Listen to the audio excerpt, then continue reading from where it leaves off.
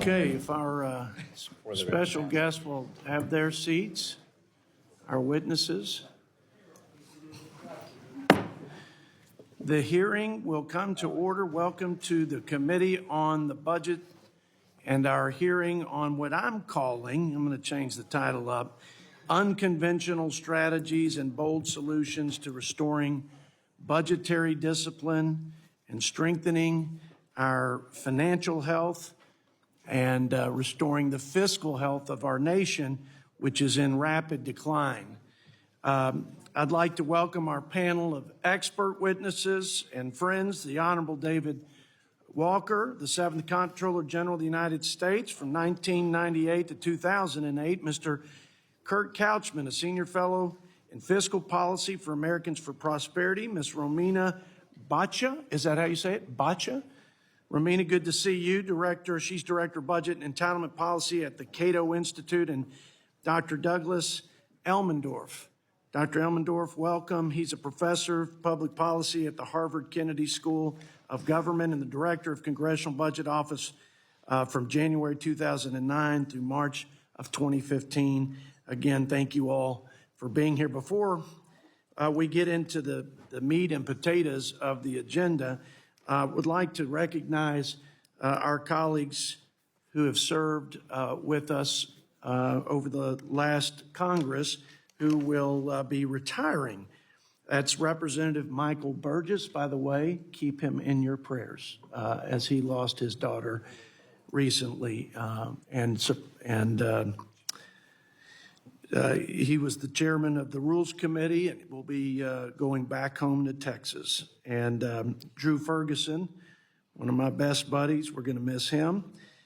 Greg Lopez, who's been an outstanding new member. I think the only guy that's read the 1974 Budget Act multiple times and quotes it. That will be missed, Greg. Earl Blumenauer. Mr. Blumenauer is not here. I was going to tell him that my last conversation with G.T. Thompson, our ag chairman, was about farm program reforms, and I've been dogged about that because I've heard him say, if you're going to reform SNAP, put safeguards for against abuses there, you better do it for that farmers too, because it happens there. And you know what? It's changed how I've operated and for the better for our country, and I'm grateful to Mr. Blumenauer. Plus, I have his office now, so I have to be nice to him. Dan Kildee, what a great guy. We've done some good things together on Ways and Means. Yeah. Miss Barbara Lee, got to travel to Africa with her. She's a wonderful member, will be missed. Jennifer Wexton, a profile encouraged, no doubt. And then Mr. David Trone, grateful for your service, each and every one of you, and we'll miss you a great deal. Let's give it up for our members who have.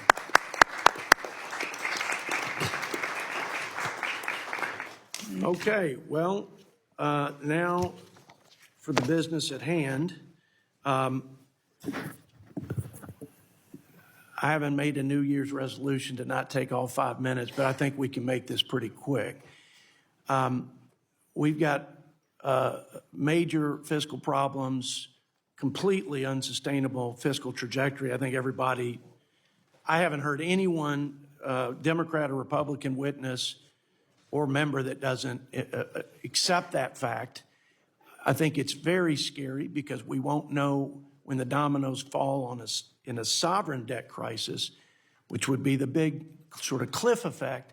But once it happens, it's going to be really difficult to put the pieces back together and maintain our global leadership. So a lot's at stake, not the least of which is our children's future. So we want to be about the people's business in regards to fiscal stewardship, fiscal sanity, and creating a culture, quite frankly, not just changing policies and procedures, but have a culture where we hold ourselves accountable for putting this nation on a path to not just prosperity, but again, financial sustainability, and they're interconnected, obviously.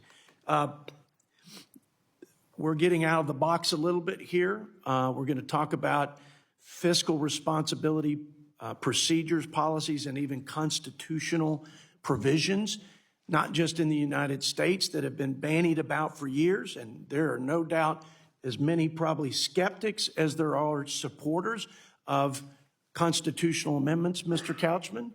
But there are other similar mechanisms that have been put in place in Switzerland and Germany.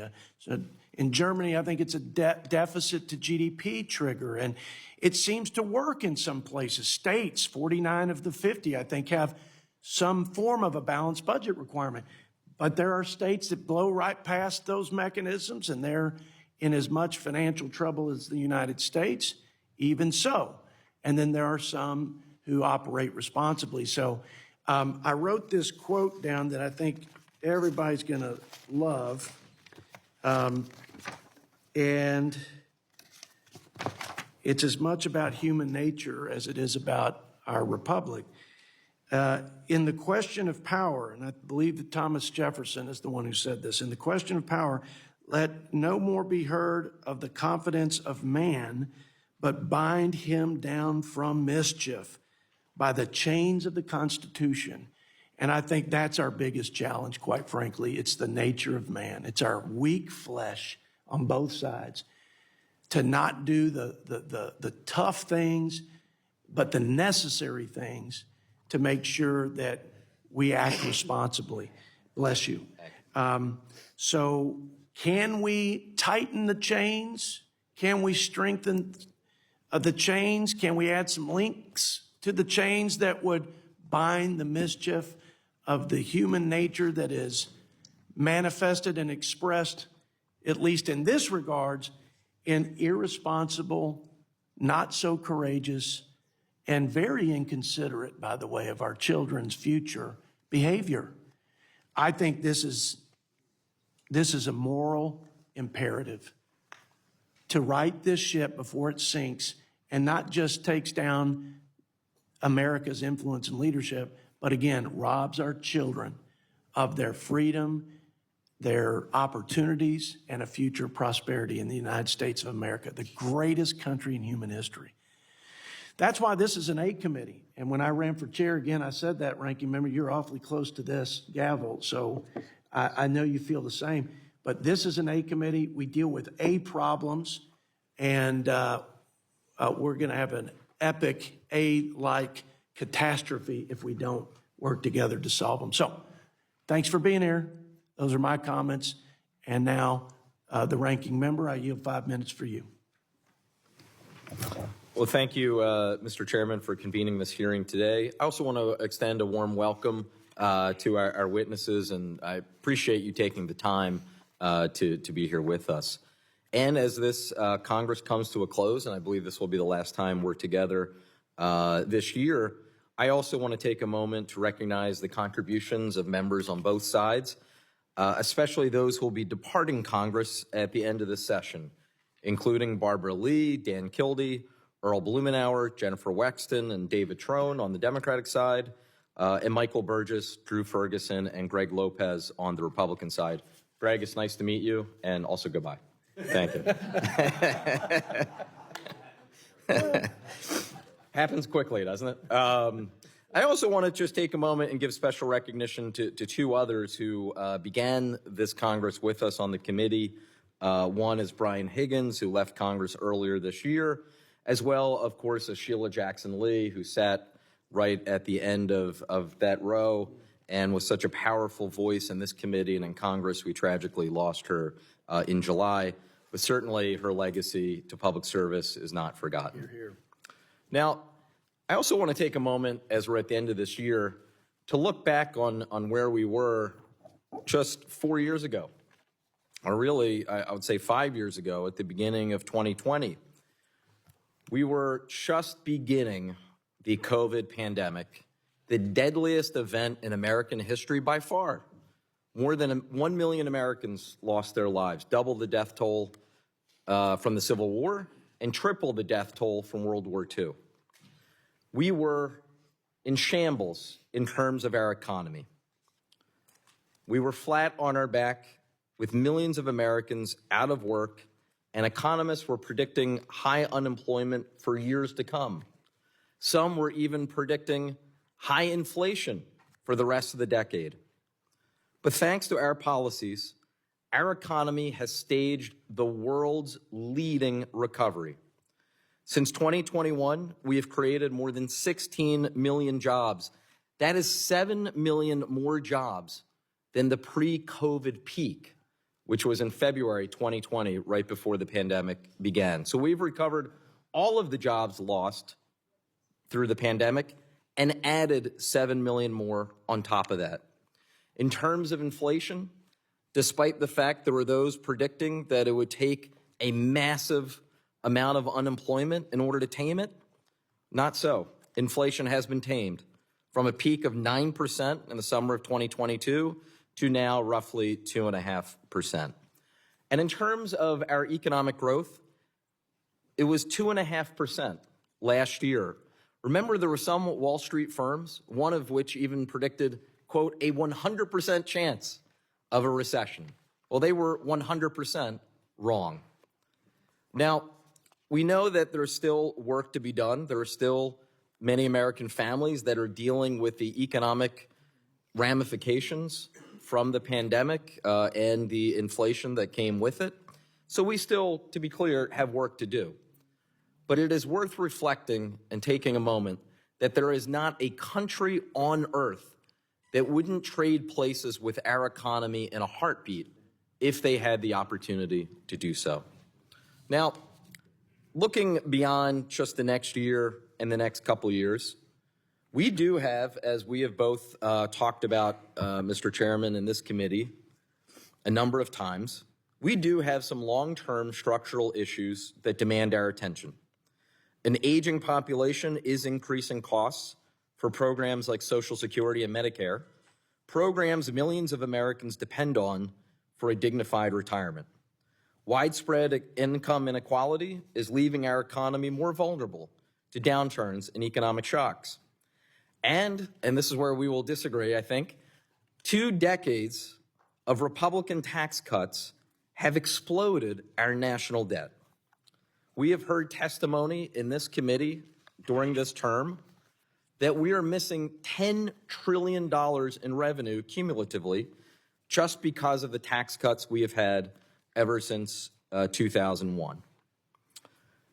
I don't think the response to those long-term structural issues and our rising national debt is to compound those issues with a new $4.6 trillion in debt because of extending the tax cuts in the TCJA for another decade.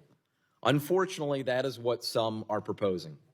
If we really want to get serious about dealing with our long-term structural challenges and dealing with our national debt, the very last thing we should do is add $4.6 trillion to our national debt. And that's not my figure. That is exactly the CBO estimate on what the extension of the TCJA tax cuts would cost. So I look forward to this hearing. I see I'm already half a minute over my time. So I'll just conclude with this. Mr. Chairman, congratulations, not only on your reelection to Congress, but your reelection as chairman of this committee. It has truly been a pleasure the last 2 years working with you, my friend, and I look forward to getting to do so again for another 2 years. With that, I yield back. Thank you to the ranking member. Feelings are mutual. By the way, for everybody, 17 bills passed out of this committee, 11 bipartisans, never happened before here. And one of them became law, your bill. Grateful to everybody's hard work. Now let's introduce, let me say that in the interest of time, any member that has an opening statement can submit it for the record, and we'll hold the record open at the end of the day to accommodate those members who may not have yet prepared a statement. Again, thank you, witnesses, for being here, for your time and insight. We're going to start with Mr. Walker. We yield 5 minutes to you, sir, for an opening statement. Thank you, Chairman Arrington, Ranking Member Boyle, members of the House Budget Committee. Appreciate the opportunity to testify. I would like for my entire statement to be included in the record. So ordered. To summarize. Thank you. Now that the elections are over, we need to focus on how to put our nation's finances in order to avoid a domestic and global debt crisis. As I've said for many years, the federal government has grown too big, promised too much, subsidized too many, undercut states' rights, and lost control of the budget. Shockingly, despite existing for almost 250 years, the federal government still does not have a comprehensive, integrated, and outcome-based strategic plan, despite a legislative mandate to have one. The related plan should be designed to produce specific outcome-based results consistent with the role and responsibilities assigned to the federal government under the Constitution. It should also focus on providing real value to the American people for the money it spends and the other activities it engages in. Adopting these elements is essential if we want our future to be better than our past. Every major federal fiscal and monetary agency has stated for years that we're on an imprudent and unsustainable fiscal path, which was reinforced last week by Fed Chairman Powell. Failure to change course, restructure our nation's finances, and transform the federal government's operations will have serious adverse economic security, national security, diplomatic, and domestic tranquility consequences over time. I trust that everybody on this committee understands the seriousness and importance of this issue. Therefore, I'll focus on what I think needs to be done to address it. First, Congress needs to pass the fiscal 2025 appropriations bills. In doing so, spending should be reduced from the bloated levels of 2024 in several areas, and I give several examples in my testimony. Second, President-elect Trump recently announced the creation of the Department of Government Efficiency, DOGE initiative. Based on information disclosed to date, it looks like it will be expanded and expedited external Grace Commission led by Elon Musk and Vivek Ramaswamy with a reporting date of July 4, 2026. It is likely to focus on ways to right-size, reorganize, and modernize the federal government to improve its economy, efficiency, and effectiveness.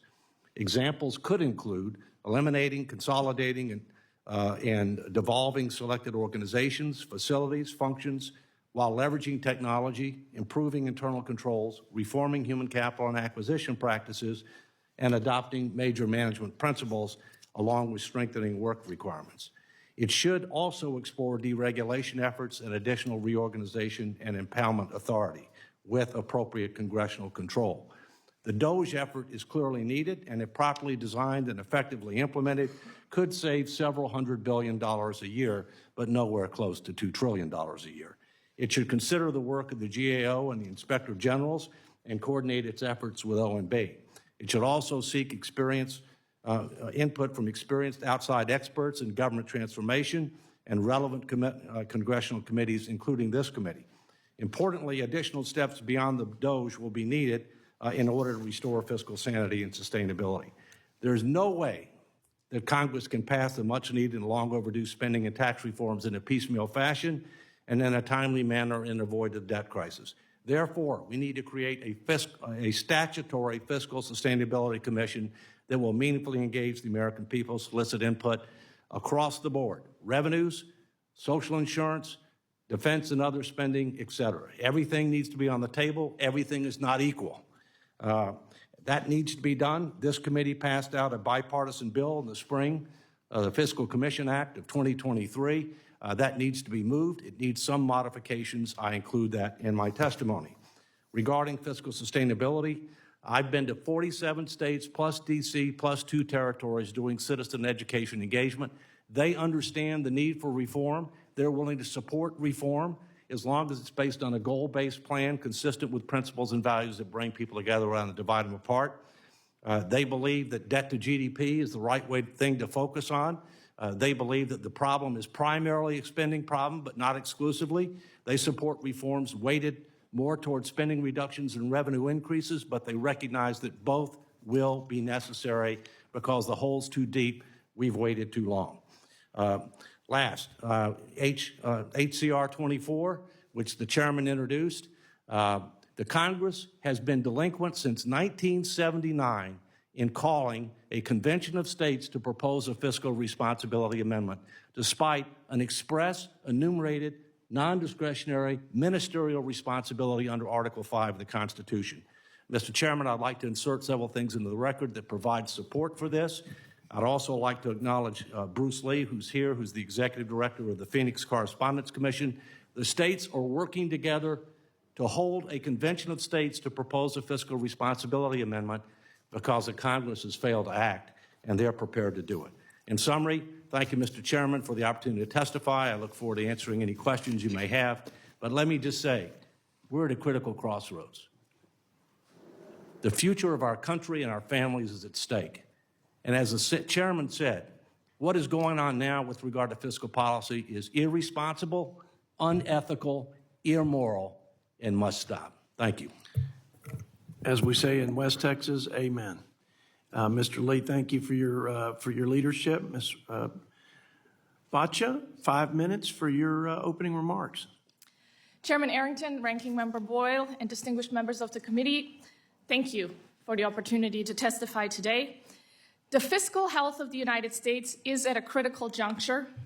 I agree with my colleague on this. Rising debt and persistent deficits threaten to undermine our economic prosperity, national security, and the opportunities enjoyed by working Americans and their families. Without significant reforms, we risk a severe fiscal crisis that could diminish America's economic leadership and undermine our national security. There is still hope. History demonstrates that with the right institutional reforms, which we're here to talk about today, even the most challenging fiscal situations can be overcome.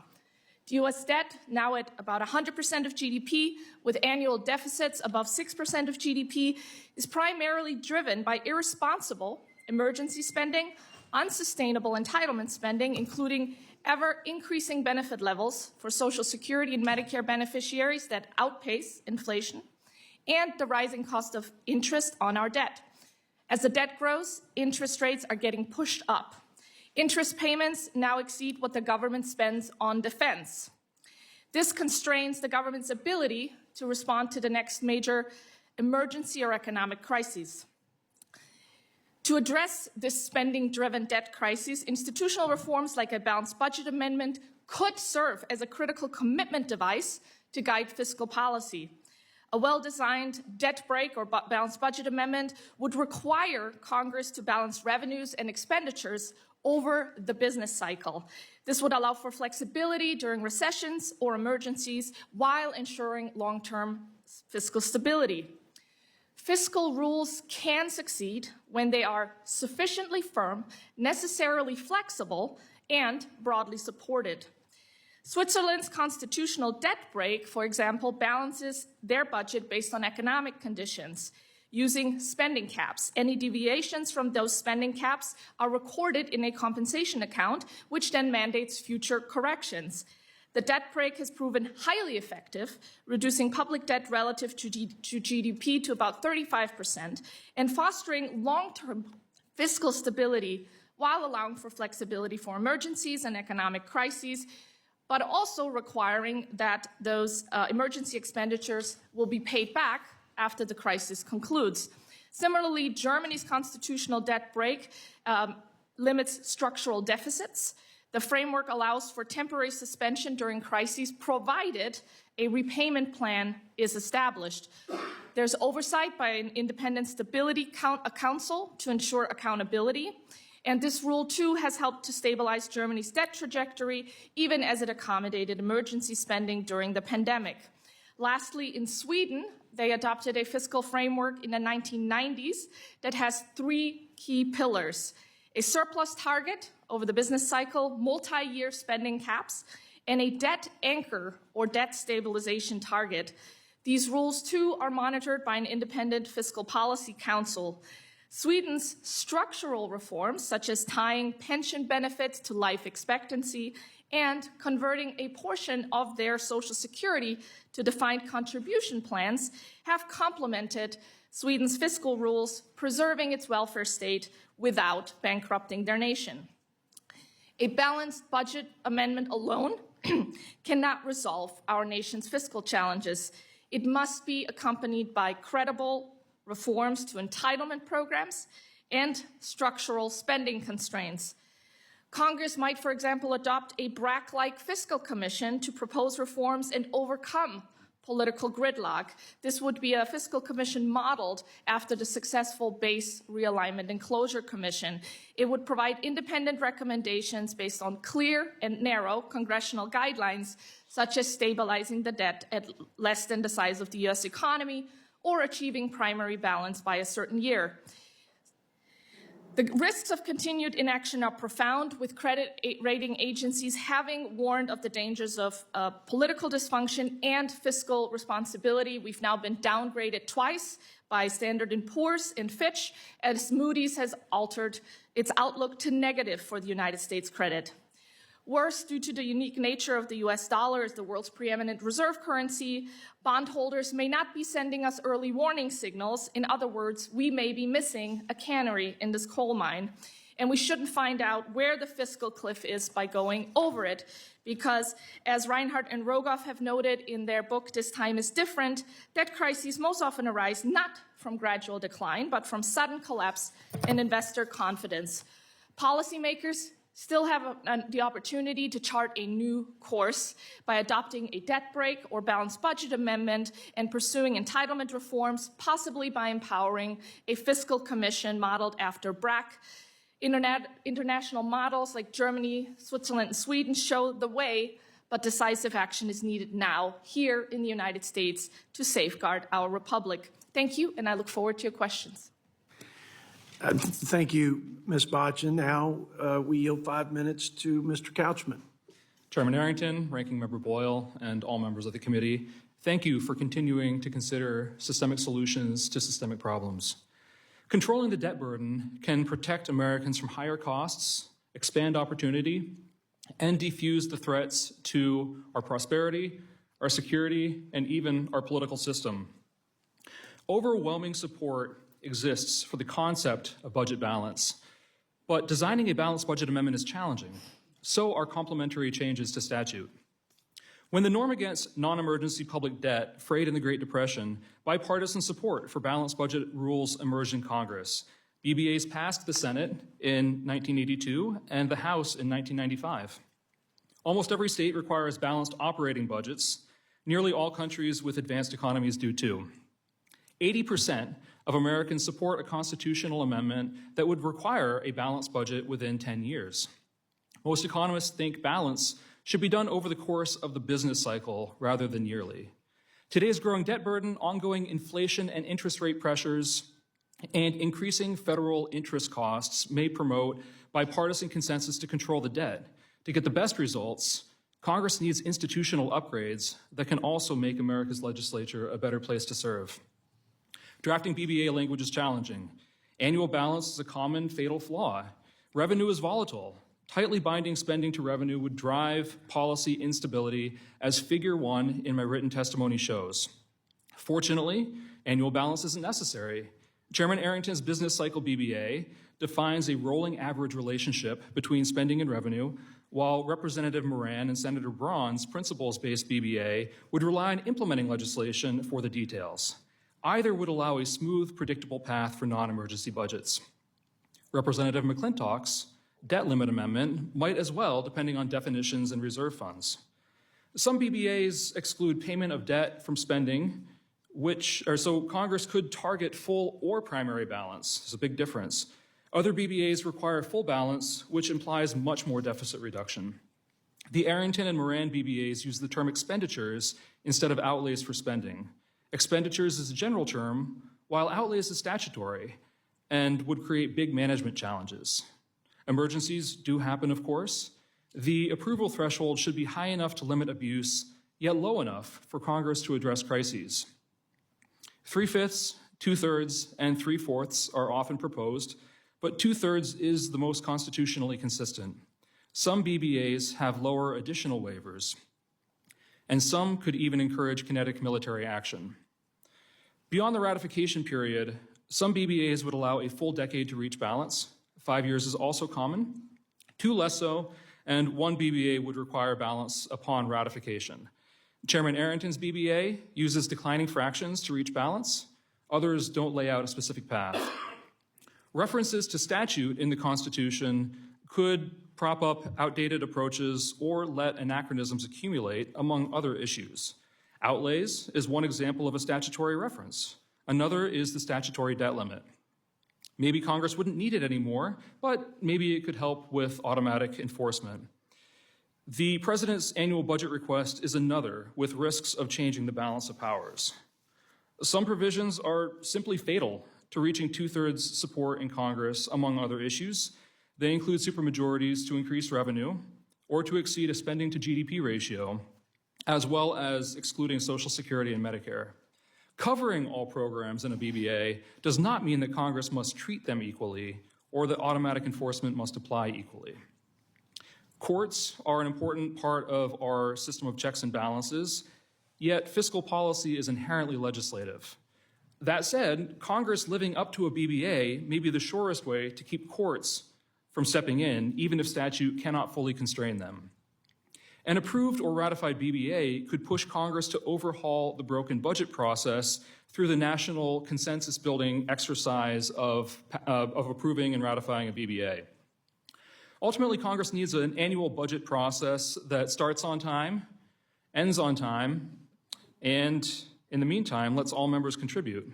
It should encourage collaboration, unleash creativity, and help Congress address all kinds of challenges.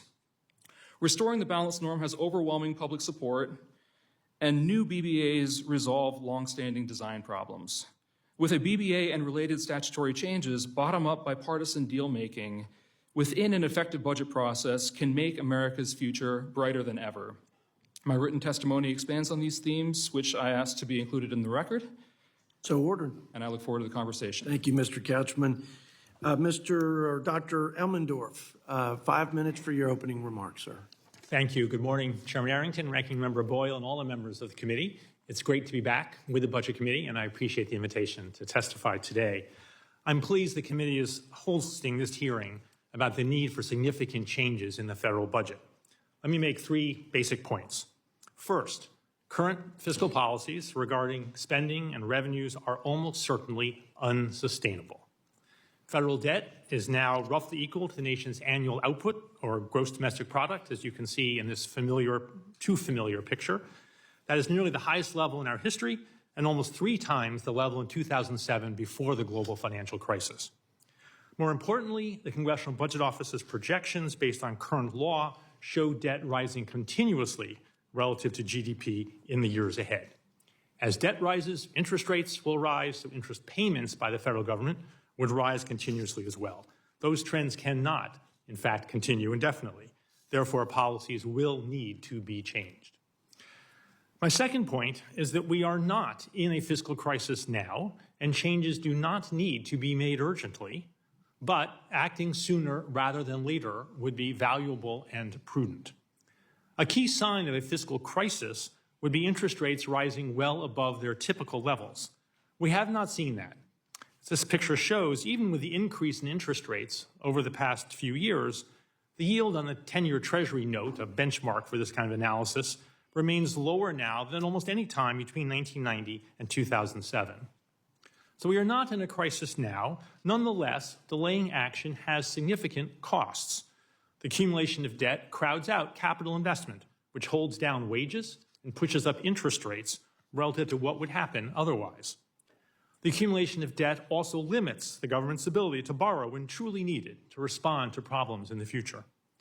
And the accumulation of debt increases the risk that we will face a fiscal crisis at some point in which investors are unwilling to hold Treasury securities at reasonable interest rates. My third point is that putting fiscal policy on a sustainable path should include both tax increases and spending reductions.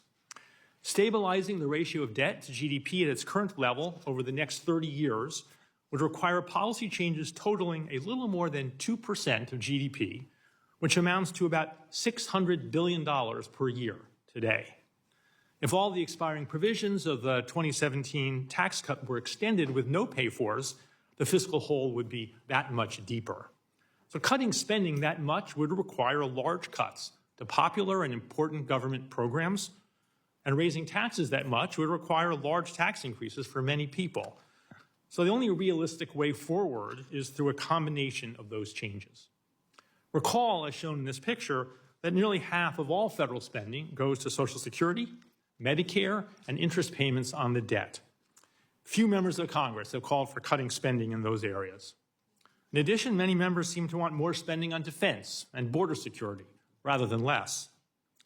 Some have proposed cutting Medicaid, but I hope they and you realize that Medicaid covers almost half of all nursing home bills in this country, and that Medicaid benefits for children not only help those kids now, but also boost their earnings and tax payments when they grow up.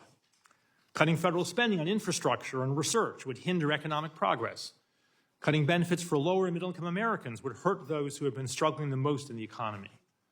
I'm not arguing that spending cannot be cut. I'm simply reminding us that cutting spending efficiently and fairly is difficult. Meanwhile, of course, most people do not want to pay more taxes, and taxes can discourage work, saving, and investment, which also hinders economic progress. So raising taxes efficiently and fairly is difficult too. But I want to point out that federal tax revenue this year is estimated by CBO to be 17.0% of GDP, which happens to be exactly the same percentage as in 1962, the year I was born, and when far fewer Americans were collecting Social Security and Medicare benefits than are doing so today. All told, these considerations show why the only realistic way forward is to both cut spending and increase taxes relative to what would happen under current law. Let me close by thanking you for your commitment and hard work to managing the federal budget in a prudent manner on behalf of all Americans. I look forward to your questions. Thank you, Dr. Elmendorf, for your remarks. Pardon me. I yield myself 5 minutes for our question and answering session. I wish I had all day with you. Mr. Walker, my friend, you've been working on this issue as longer than anyone. And you've got a good, I think, pulse on the mix of things that have to happen. So I put tremendous confidence in your counsel. But this, you are the one that sort of revealed to me that, and shockingly so for me, I mean, just profoundly shocking, that there was a time when our nation, our free and sovereign states, recognized or expressed such great concern about a runaway federal government that there was the requisite number of states, Scott, that applied for a convention of the states to rein us in with some set of controls. Not all of them were fiscal, but the majority of them were. Explain what happened next. So we had the requisite number of states. What's supposed to happen that didn't happen, and what do we need to do to make sure that that grievous error never happens again? Thank you, Mr. Chairman. The founders were very smart people. They envisioned that Congress might become so out of touch and so out of control, or that there could be certain issues where there was a fundamental conflict of interest, controlling spending, mounting debt burdens, term limits, campaign finance, that they provided that the states should have an equal opportunity to be able to propose constitutional amendments under Article 5 of the Constitution. Under Article 5, it says that if 2/3 of the states, at present 34, file an application for a convention of states to propose one or more amendments, then the Congress shall, non-discretionary, automatic, no independent judgment, call the convention. I and a few other people have discovered that in 1979, 39 states, well more than the 34, had active applications for a convention of states limited to a fiscal responsibility amendment. Of the 39, 32 were fiscal responsibility only. The other 9 were plenary, meaning any topic. In 1983, it rose to a high of 40, with 32 fiscal responsibility only. As of today, there's still a majority of the states that have fiscal responsibility only. The Congress has been derelict since 1979. It's my understanding nobody here was in Congress in 1979, so you can blame your predecessors, okay? But the fact of the matter is that this is critically important. Congress has not assigned responsibility for anybody to receive, store, and count the applications, not just for fiscal responsibility, but for anything. And I'm here to tell you that several states are now planning to sue the Congress for failure to call a convention of states to propose a fiscal responsibility amendment. It's not just about fiscal responsibility, which I believe is job one. If we don't put our finances in order, frankly, this other stuff doesn't matter. But other people want term limits. Some people want campaign finance. They want different issues. The Congress has got to do two things. One, establish the process. That's what HCR 24 is about, Mr. Chairman. Thank you for introducing it. And secondly, if we've ever hit 34, which we have, but if we've ever hit 34, call the convention, unless the Congress wants to do something itself. By the way, last thing, the 17th Amendment, which is direct election of senators, and of course there's pros and cons to that, but nonetheless, the 17th Amendment, the states got enough for a convention back then, but it was never called because the Congress acted. The Congress proposed its own amendment. But Congress has done nothing on this other than talk, and that's got to It is a constitutional travesty, and I can't shake it, that we had the requisite number and we failed to act. And now we are so far worse without that intervention. I've got 30 seconds. I want to give it to Ms. Bacha. My colleagues and I have a healthy debate about balanced budgets and fiscal commissions, and some would say that's our job. I mean, ultimately, it's about our will collectively to do these things, whether bipartisan or in reconciliation, unilaterally. We never do it, but it's our job. And no other mechanism, fiscal commission, balanced budget or otherwise, is going to save us from this, from ourselves, so to speak. Give me just a quick, because I'm out of time, but give me a quick response to that. Why would you not just give up on all this and just get back to putting pressure on members of Congress and educating the public to put pressure on Congress? Ms. Bacha. I think that Congress suffers from a lack of mutual understanding of what is at the source of our country's fiscal problems. And I think that's where we need to start, is to send the same message that we understand that this is a spending-driven debt crisis and that it's the entitlement programs, which, as the Treasury reports annually in the Federal Financial Report of the United States government has shown, Medicare and Social Security are responsible for more than 100% of our long-term unfunded obligations. So continuing to ignore the elephant in the room is not helping. And I do believe that a fiscal commission, as I know you've supported the Fiscal Commission Act, could help Congress get to that shared understanding and then adopt a credible fiscal commitment to demonstrate to financial markets and the American public that we're serious about tackling this problem before a fiscal crisis topples our nation. Thank you, Ms. Bacha. To my ranking member, 5 minutes or so. Thank you. Thank you, Mr. Chairman. Dean Elmendorf, following up on that last comment, does Social Security add one dime to our national debt? So thank you, Congressman Boyle, former Dean Elmendorf, thankfully. Former dean of my alma mater, the Kennedy School, and former CBO director. So I think you have a great perspective to answer that question. The government deficit arises from the gap between spending and revenues, and the debt is the accumulation of deficits. And so saying that debt is the fault of either revenues or spending alone isn't right. It's the gap that matters. For Social Security in particular, Social Security has been building up reserves since the early 1980s agreement between President Reagan, Speaker O'Neill, and members of the Congress. It's been building up reserves in order to pay benefits as the baby boom generation moved into retirement.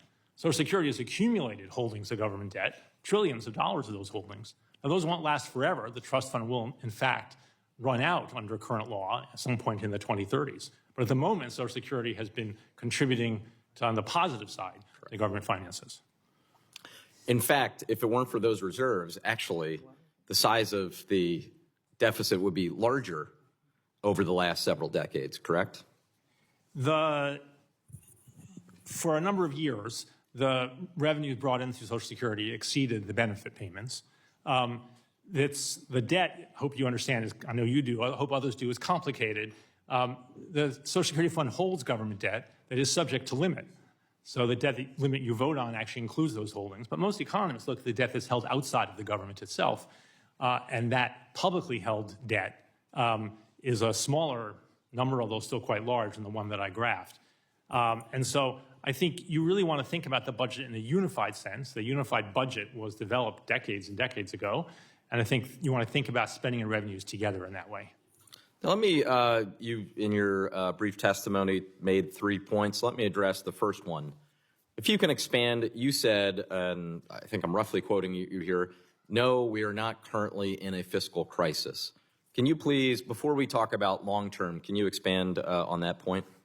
A fiscal crisis is when investors are unwilling to hold countries' national securities except at exorbitant interest rates. And as has been pointed out, it's not always easy to predict when those are coming. Economists don't have good rules of thumb, in part because there aren't that many episodes. Countries differ in a lot of different ways. But one leading indicator is certainly what's happening to interest rates. And Particularly the 10-year. Well, a 10-year rate is an important example of that. And interest rates in this country, although certainly up over the last few years, remain lower than they were for many years in this country. And so even though national debt has grown very considerably in the last 15 years, investors have been willing to hold that debt at rates that are actually low by historical standards. Now, shifting to the long term, CBO as well as the Social Security trustees have recently revised their timeline. We've actually, because of the strength of this economy and surprising strength of this economy compared to expectations, roughly now 2035 seems to be the date when we would drop below that critical threshold in terms of the Social Security Trust Fund. A couple of years ago, that date was projected to be 2031 or 2032. So we have actually, we should cheer, we have had surprising news on the positive side that we actually have more time. But as the chairman might remember, I have said before, we have good news and bad news. The good news is we have more time to act. The bad news is we have more time to act because I know the way human nature is and I know the way members of Congress tend to respond to deadlines. If we don't act in some way and we get into, say, 2030, 2031, what are some of the options then that would be at our disposal? Well, a very important advantage if you're acting sooner is to keep more options on the table. And the more you wait until the last minute, be that the last minute that the trust funds have money or the last minute before a fiscal crisis, the more limited your options will be. And the worse the outcome is likely to be for the country. In particular, if you wait, then it's very hard to change benefits because people are already collecting them and they've retired, presuming they will receive certain benefits.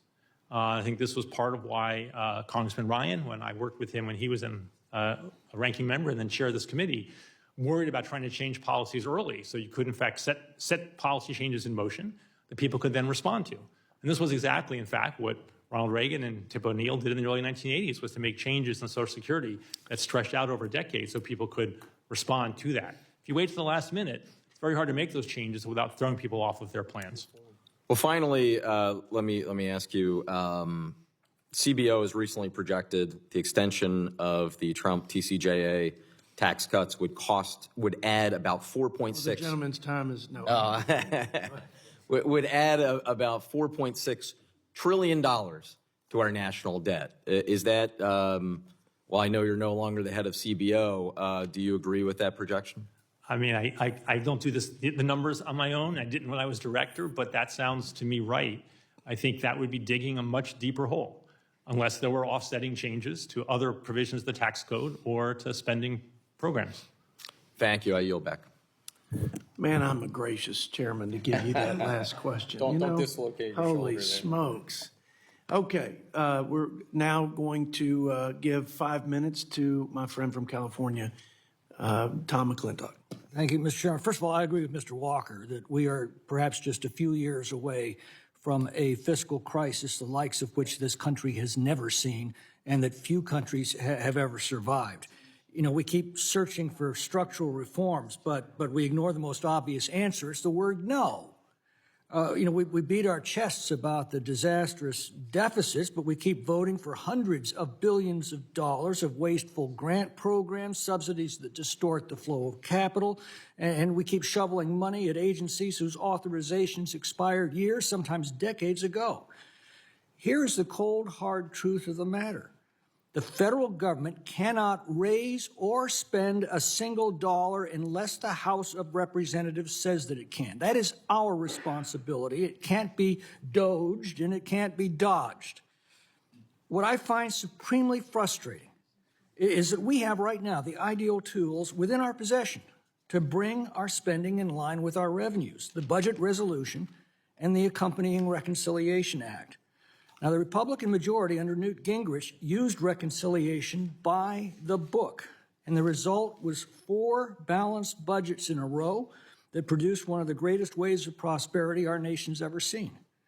The Republican majority under Paul Ryan, on the other hand, squandered this authority to chase shiny political objects, repealing Obamacare, then tax reform, and because of the fiscal constraints of reconciliation, Obamacare ended up in this mangled mess that collapsed in the Senate, and the tax cuts had to be made temporary. And we seem to be poised to repeat the same mistakes that got us here, and that would be an immense national tragedy. Instead, we busy ourselves proposing long-term structural reforms. Well, this is akin to an emergency room physician treating a heart attack victim by lecturing him on the virtues of a long-term diet and exercise program. That's only going to matter once you've stopped the heart attack. I believe in a balanced budget amendment. I believe in an amendment giving the president line item veto authority. But I doubt that they can come in time to save our country from insolvency. We can and must do that this year. That means adopting a real budget that sets the lowest spending limits that we can muster and a real reconciliation act to implement those reductions. This budget committee is at the very heart of that process, and it had better rise to the occasion. Ms. Boccia, first, my thanks for your daily newsletters, one of the best that I see every day. Please keep it up. The ranking member noted the catastrophic scourge of COVID on the world. He neglected to mention $3.7 million in NIH grants that funded the Wuhan Institute of Virology, the most likely origin of COVID.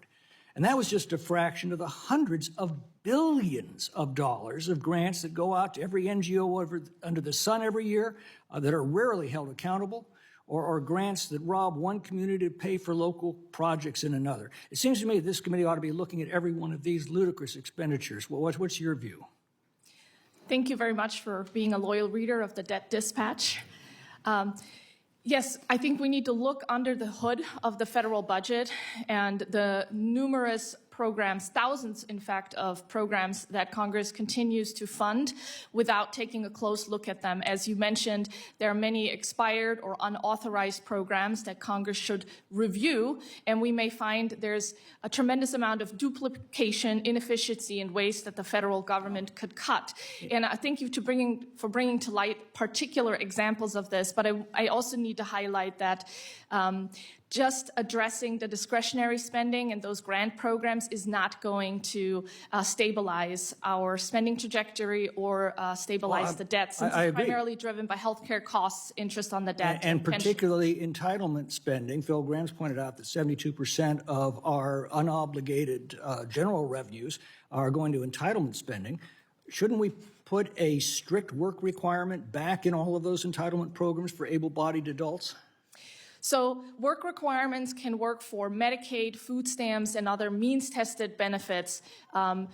They are a good idea, and it's something that Congress should absolutely take a look at in reconciliation next year to ensure that the tax cuts are offset. We need to do it, and we need to do it now. You mentioned all of the structural reforms and the unauthorized spending. Since 1836, the House rules prohibit any appropriation unless authorized by law. And yet we suspend that rule every year, and then we shovel $500 billion at these agencies whose authorizations expired years ago. Shouldn't we enforce that rule that existing rule and require an agency-by-agency review of these expired federal programs? Yes, Congress has suspended too many good rules, such as the pay-go rule, which I fear they may suspend again next year. I hope I'm wrong about this. As also, they have suspended the debt limit, which will return with a vengeance in January of 2025. And Congress should adopt a credible fiscal plan to stabilize our debt before raising the debt limit again. And certainly, they should not suspend it, which is basically a borrow as much as you need waiver and no limit. The gentleman's time's expired, and we now yield 5 minutes to Ms. Schakowsky from Illinois. Thank you so much. This is such an important conversation. It's about money, essentially, and it's about debt, and it's about how we manage our budget. But actually, I think it's a lot more than that. What are the things that are most important that we cover? And I hear you talking about Social Security and Medicare. How do you weigh those things? We know that during the Trump years, there was actually nearly $2 trillion in debt that was occurred when he was the president of the United States. And where did that money in tax cuts go? By and large, to the wealthiest Americans. So I want to talk a little bit about the morality of how we cover our debt and what becomes important. And the very idea that Obamacare, for example, is a bad idea because it's too expensive. And yet we have so many more people who are now covered with health care. I have certainly received, and I think most members have, from constituents who say, thank God, my child was born with a disease that's going to last his life, and now we can afford that. Or people who say, without Obamacare, I probably would not have been alive. And we now have two, I guess they're trillionaires, who are making decisions about the things that we're going to have in how much money we're going to spend. And among the things that I guess have been suggested is that there being a cut in veterans' health care. Veterans' health care. And also Pell Grants, the money to help students to go to college. So I just want to say this is not just about balancing the budget, about cutting the budget. And I wanted to ask you the question about, yes, doctor, I'm going to call you doctor too, where do these kinds of decisions come in? And what if we were to say, how about there's another way to get more money? And that would be asking the very wealthiest people who can well afford more money to keep this wonderful government going. What would that be as another way to weigh what is important in terms of balancing our budget? Thank you, Congresswoman. I think you're just right to highlight the distributional consequences of these budget decisions. All parts of the government spending and all parts of taxes are not alike, and their effects on economic growth or the effects on who bears the burden of these changes. And I think it's very appropriate for you and your colleagues to think hard about those issues. I also agree with you that these government programs that you and others have talked about are a crucial counterweight to a widening of the income distribution that we've seen in this country over the last several decades, and to a decline in income mobility that we've seen in this country over the last several decades. And these programs can make a huge difference, both in the immediate lives of people and in their ability and their children's ability to thrive over time. So I think that it would be a very appropriate part of a deficit reduction agreement to raise taxes on higher income people, in my own view, But I do want to echo something that Romina said a few minutes ago about something being good but not sufficient. And if you look at the budget options that CBO presents, it includes options that involve raising taxes on higher income people. And you can raise a good deal of money that way by any normal human standard, but nonetheless, that was much less than you would need in the total to put debt on a sustainable path. So my own values have me agreeing, my own assessment of the economic evidence about the effects of tax increases has me agreeing with you that raising taxes on higher income people would and should be part of a deficit reduction agreement. But I want to caution that other changes will be needed in taxes or spending as well. Well, in the second I have, let me just say to my Republican colleagues who think Social Security and Medicare should be on the table, I want to say, make my day, because most Americans really oppose that idea. Thank you very much. I thank the gentlelady, and now yield 5 minutes to the gentleman from South Carolina, Mr. Norman. You know, I think you see where the difference lies. We just have two different worldviews. I think I heard the word, our wonderful government. I think the states created the federal government, not vice versa. I think the American people spoke loud and clear at this last election. You're not going to spend my tax dollars, this wonderful government, to fund free education for everybody. I think this last election showed that you're not going to open the gates to illegals to flood this country and basically end our sovereignty. We're a nation of borders. I think this election showed that the American people are fed up with regulations, with bureaucracy. It's the businesses that are the backbone. And I don't think my friends on the other aisle understand. You know, most businesses start out very small. Nike in a garage. Elon Musk started very small. Most businesses too that do and end up big. Is that not a good thing? And I don't know that they understand that corporations don't pay tax. The taxpayers pay the tax. So if there's one thing that we're trying to get a handle on, and I think it's a brilliant idea of President Trump on the DOGE Commission. You're taking two individuals who have been very successful, are not getting paid and are donating their time, and are going to examine this thing we call our great federal government. And I think that if they can get the individual cuts that are being suggested when they come out with their report in, I think hopefully earlier, but our birthday on July 4th of 2026, that it's we the people that will put the pressure on the politicians.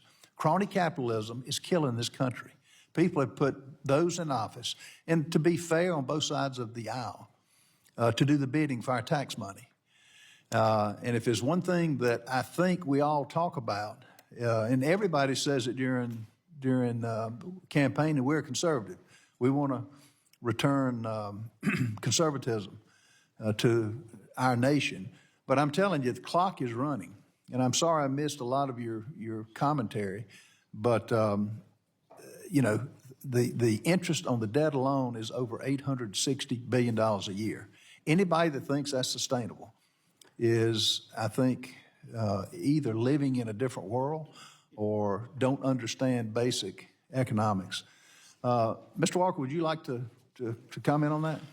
Yes, I would. First, let me, if I say, comment on what you said and Ms. Shanaskowski. It's about money. It's about morals. It's about the Constitution. And it's about results.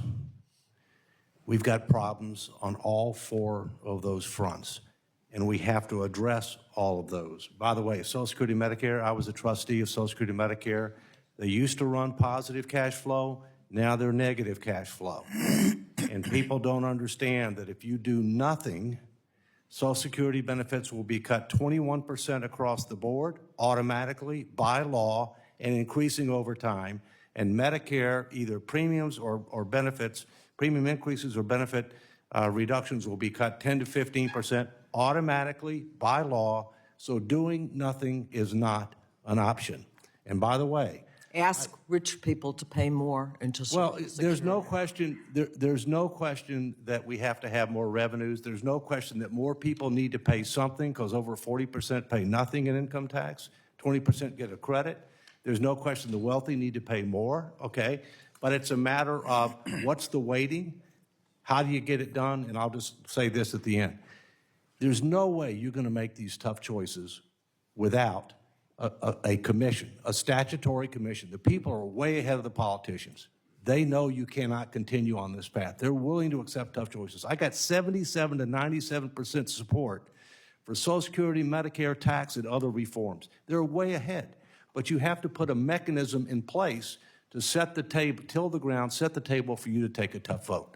That's got to happen, all right? And last thing is, you got to have a constitutional amendment, because that's the only thing that will bind current and future Congresses and provide discipline over time.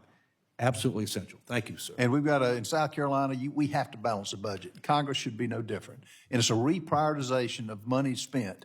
And the American people are ready for it now, and they're tired of politicians. The only thing we do well is spend other people's money. It's coming to an end. The last vote in November 5th showed it. I yield back, Mr. Chairman.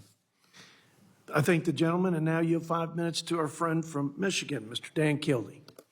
Well, thank you, Mr. Chairman. Before I make a comment and ask a question, I want to thank the chairman and the ranking member for holding this hearing, but mostly for your service on this committee. As you both mentioned, I'm leaving the committee. I'm leaving Congress at the end of this term. I promised my wife I would do this for 10 years, and I'm leaving Congress after 12 years, so that's about how I keep most of my promises, just about there. I've been very fortunate to serve on this committee for most of my time in Congress, and this committee has been populated by some really thoughtful members, and particularly the leadership. Mr. Boyle, we've become friends for a long, long time. You are, I will acknowledge, from Pennsylvania, not South Florida. Mr. Arrington, you and I have had a lot of fun together. I'm not going to mention, how the golf match that we had turned out. I won't bring it up. But, we've had great members. Mr. Yarmouth, I've served with, Jason Smith, Steve Womack, Tom Price, Chris Van Hollen, Paul Ryan, have been the leaders of the committee in the time that I've been on this panel, and I'm very much appreciative of the chance to serve with so many of you. Jan, we've served together for a long, long time. Scott and I came in together, a few others. It's a great committee. We do have a big challenge, and I think the real question is whether in the coming years we're going to see that challenge met. This has been a thoughtful conversation, and it does daylight that we do have some big challenges, but we also have some conflicting interests that we're going to have to reconcile. The reality is I think as Mr. Walker pointed out, that an effort to deal with efficiency is critical, but it doesn't, efficiency alone, produce the kind of results that will get us to balance. We also have to look at the dynamic effect of not only tax policy, but of the investments that we make.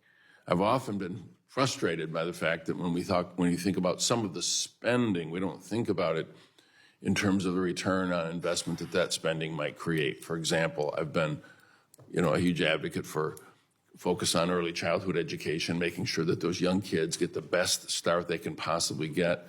We look at the wrong window. We look at the wrong budget window when we measure the benefit of that investment. If we think we're going to get all of that investment returned to us within a 10-year window, we're measuring the wrong 10 years. So we have to think more thoughtfully, not just about the dynamic effect of tax policy, but the dynamic impact for the future of this country, not just in terms of the quality of our society, but just something as simple as the fiscal responsibility that we have. Simply cutting to get to a balanced budget in a current year might be the thing that unbalances budgets in the out years, and we just have to keep that in mind. And I am particularly concerned that while there seems to be a large focus right now on spending cuts in that small section of the domestic spending, of the discretionary spending that we have, often falls into that category where it's penny wise and pound foolish. And at the same time, a lot of focus, as the 2017 tax bill, many of its provisions are about to expire, that what I hear from a lot of my colleagues is to simply extend some of those and maybe even go further in extending some of those cuts that I think contribute to the inequity within the tax code. So I wonder, Mr. Elmendorf, if you might comment on that specific question, and especially on the effect of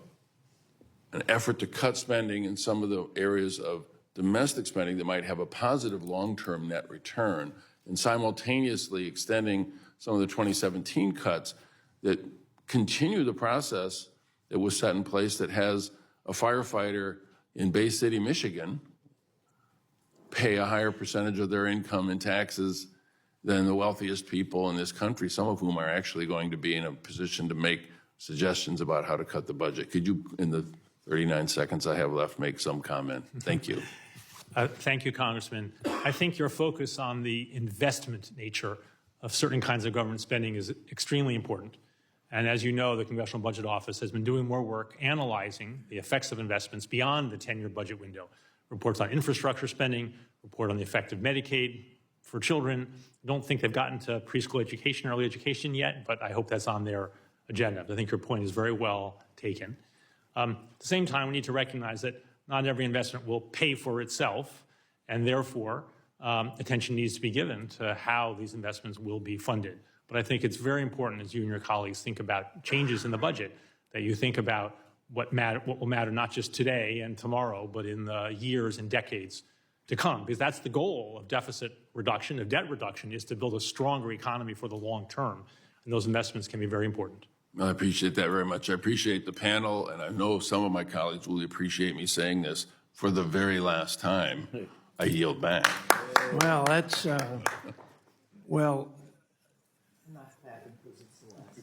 the distinguished gentleman and our friend from Michigan's time has expired, but his legacy hasn't. And your statesmanship will live on in the spirit of how we conduct our business on this committee. Dan, we'll miss you. Now to my friend from the Keystone State, Mr. Lloyd Smucker, for 5 minutes. Thank you, Mr. Chairman. The thing about a sovereign debt crisis is we don't know when that will occur. And you said that, Dr. Elmendorf, you believe we have a little more time, but you also believe that we have a limited time.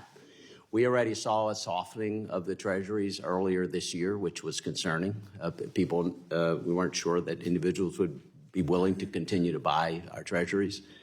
And of course, when that happens, we'll have a sovereign debt crisis. And to your point on the interest rate, yes, they're low, but we have a lot of short-term treasuries out there that are going to need to be refinanced in the next few years, and investors already are demanding more. So they almost certainly, no matter what we do, will continue to rise. We're already at $1 trillion in debt. We get higher, you begin to get into a cycle where it's going to be very, very hard to get out of it when we have an increasing percentage of our revenue or our expenditures just on interest alone. I do want to get back to Mr. Elmendorf, Dr. Elmendorf. I believe you said revenues today are 17% of GDP. That was true in '62 as well. And you're saying today that is with the current rates in place. Yes. So there's a lot of thoughtful discussion here on both sides of the aisle. I think we have a math problem. We should think of it as such rather than a political problem. And so we should all be working from the same set of facts. And I really appreciate some of the members on the other side of the aisle who see a problem here as well. I think we could solve it right here in this room. And we should. In fact, I'd much rather we did that on a bipartisan basis than continue to use a budget reconciliation tool, which both parties have used and which we're going to do again if we can't get this resolved otherwise. But I do want to talk, so the 17%, the historic average of revenue is occurring after the Tax Cuts and Jobs Act and with the Tax Cuts and Jobs Act rates in place. Agree? Yes. Okay. So at the same time that we did that, the Tax Cuts and Jobs Act, we saw a massive impact on average households across America. $6,000 increase in revenue, 6 million people lifted out of poverty, and we maintain revenues that are historic high. That's a success story. So just extending these rates would probably continue revenue at current 17%, which I think is a good target. What's spending percent of our total revenue today, Dr. Elmendorf? Our total GDP, I should say. It's 21% or so? 24.2%. Oh, because 24.2%. that is coming down given the. It's not coming down. I'm just saying, in the last few years, there's been a bulge in spending, as you know, and some of that is coming off as GDP is growing. CBO is projecting spending will continue to increase at an average of 4.75% per year every year for the next 30 years. We're going to be at 500% debt to GDP in 75 years, according to Treasury's report. Spending today is 24.2%. In 1962, do you know what it was as a percentage of GDP? No, I don't, Congressman. 18.2%. How can anyone say that spending is not the problem? Revenue has held consistent, pretty consistently over time. If I may, the issue here is that Congress and the President have put in place programs that provide benefits to older Americans through Social Security and Medicare. And those programs, for any given set of rules, are much more expensive now relative to the size of the economy. And we have more people are over the age of 65. So we have to recognize that costs have risen. We have to make a choice. Yeah. Whether you want to raise taxes to cover the existing benefit commitments, which are more expensive on an aggregate basis because of the growing population, or if you want to cut back on the benefits paid to individuals in order to keep the total down to the previous share. Completely agree. But ignoring that issue, ignoring that problem, ignoring the demographics will continue us the path towards financial failure of some sort.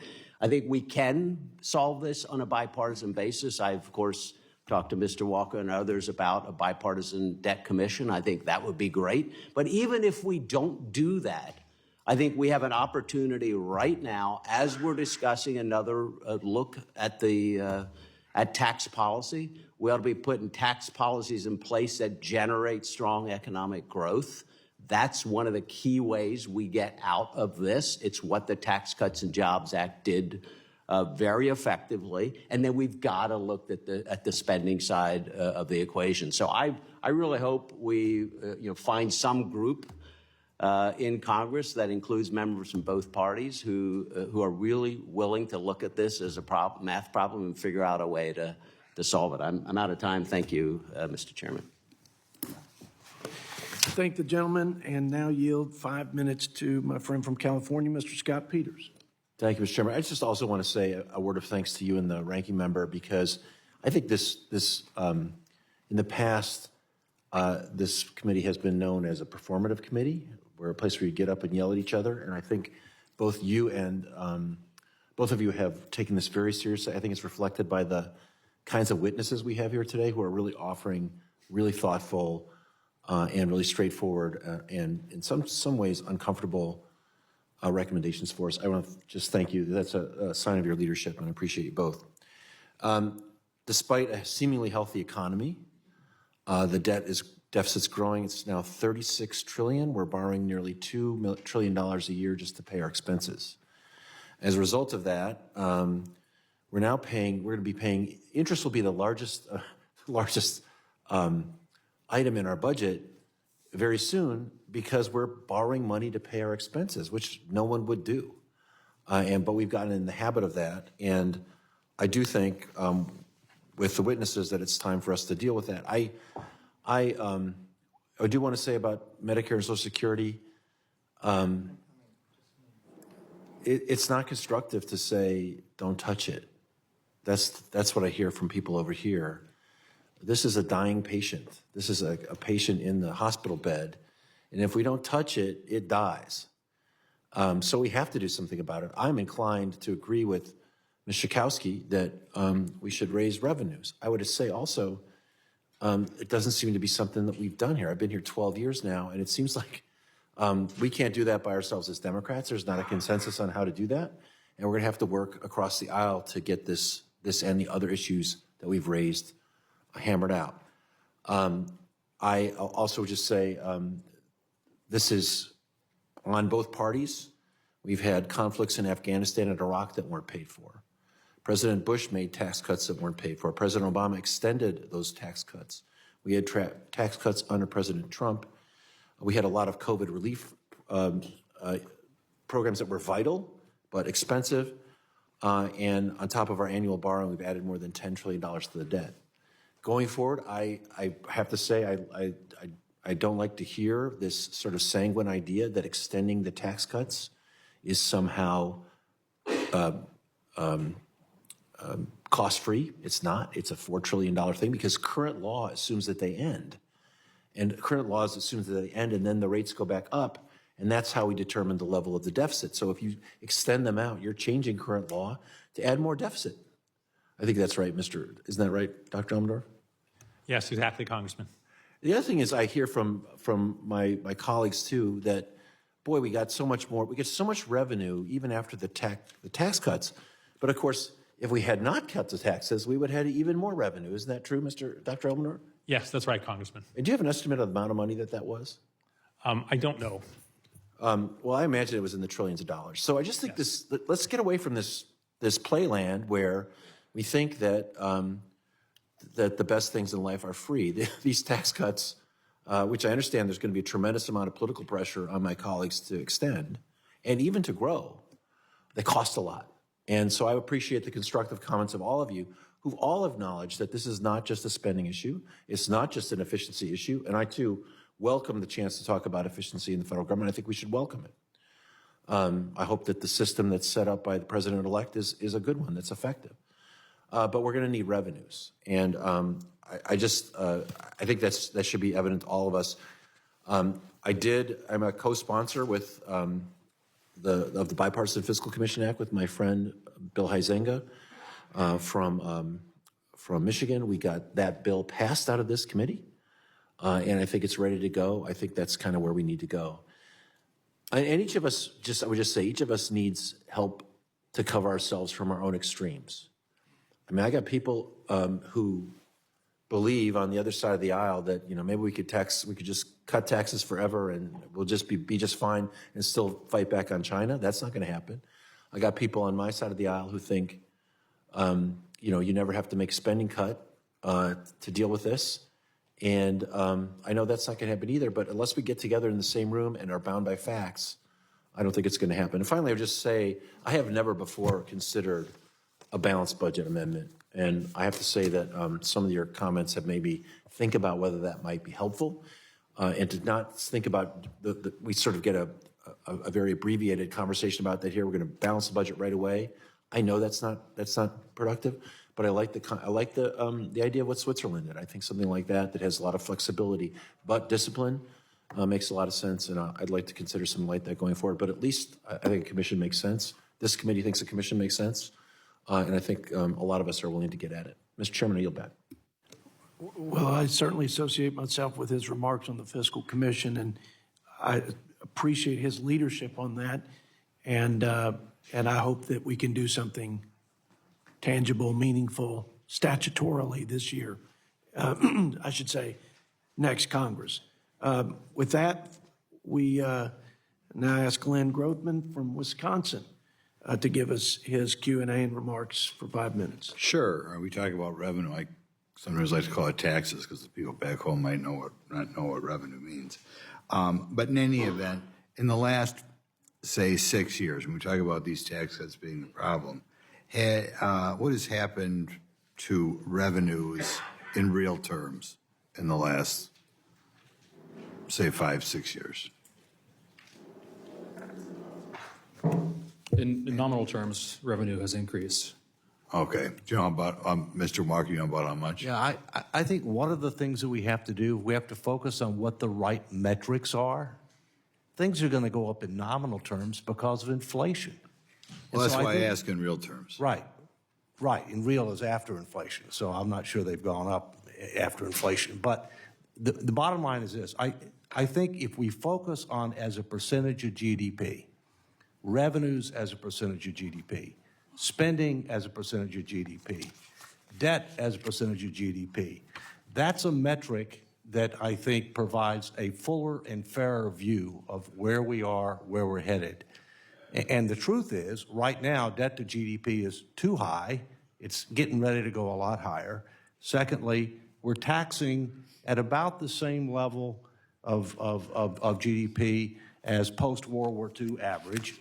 We're spending well above the post-World War II average, in part because of Medicare and, Medicaid or whatever. And so the bottom line is by definition, revenues are going to go up if the economy grows and if you have inflation. So the real issue is, what is it as a percentage of GDP? And that means the problem is primarily a spending problem, but not solely. Okay. Next comment. I was in one of these meetings the other day. It kind of surprised me. Sometimes people say it's apparent people on this side of the aisle feel we have to raise the tax on the wealthy. Since the last tax cuts, do anyone of you guys know what percent overall of our revenue is coming from the, quote, wealthy? I don't know, Congressman. The CBO does annual analyses of this, but they tend to lag by a few years.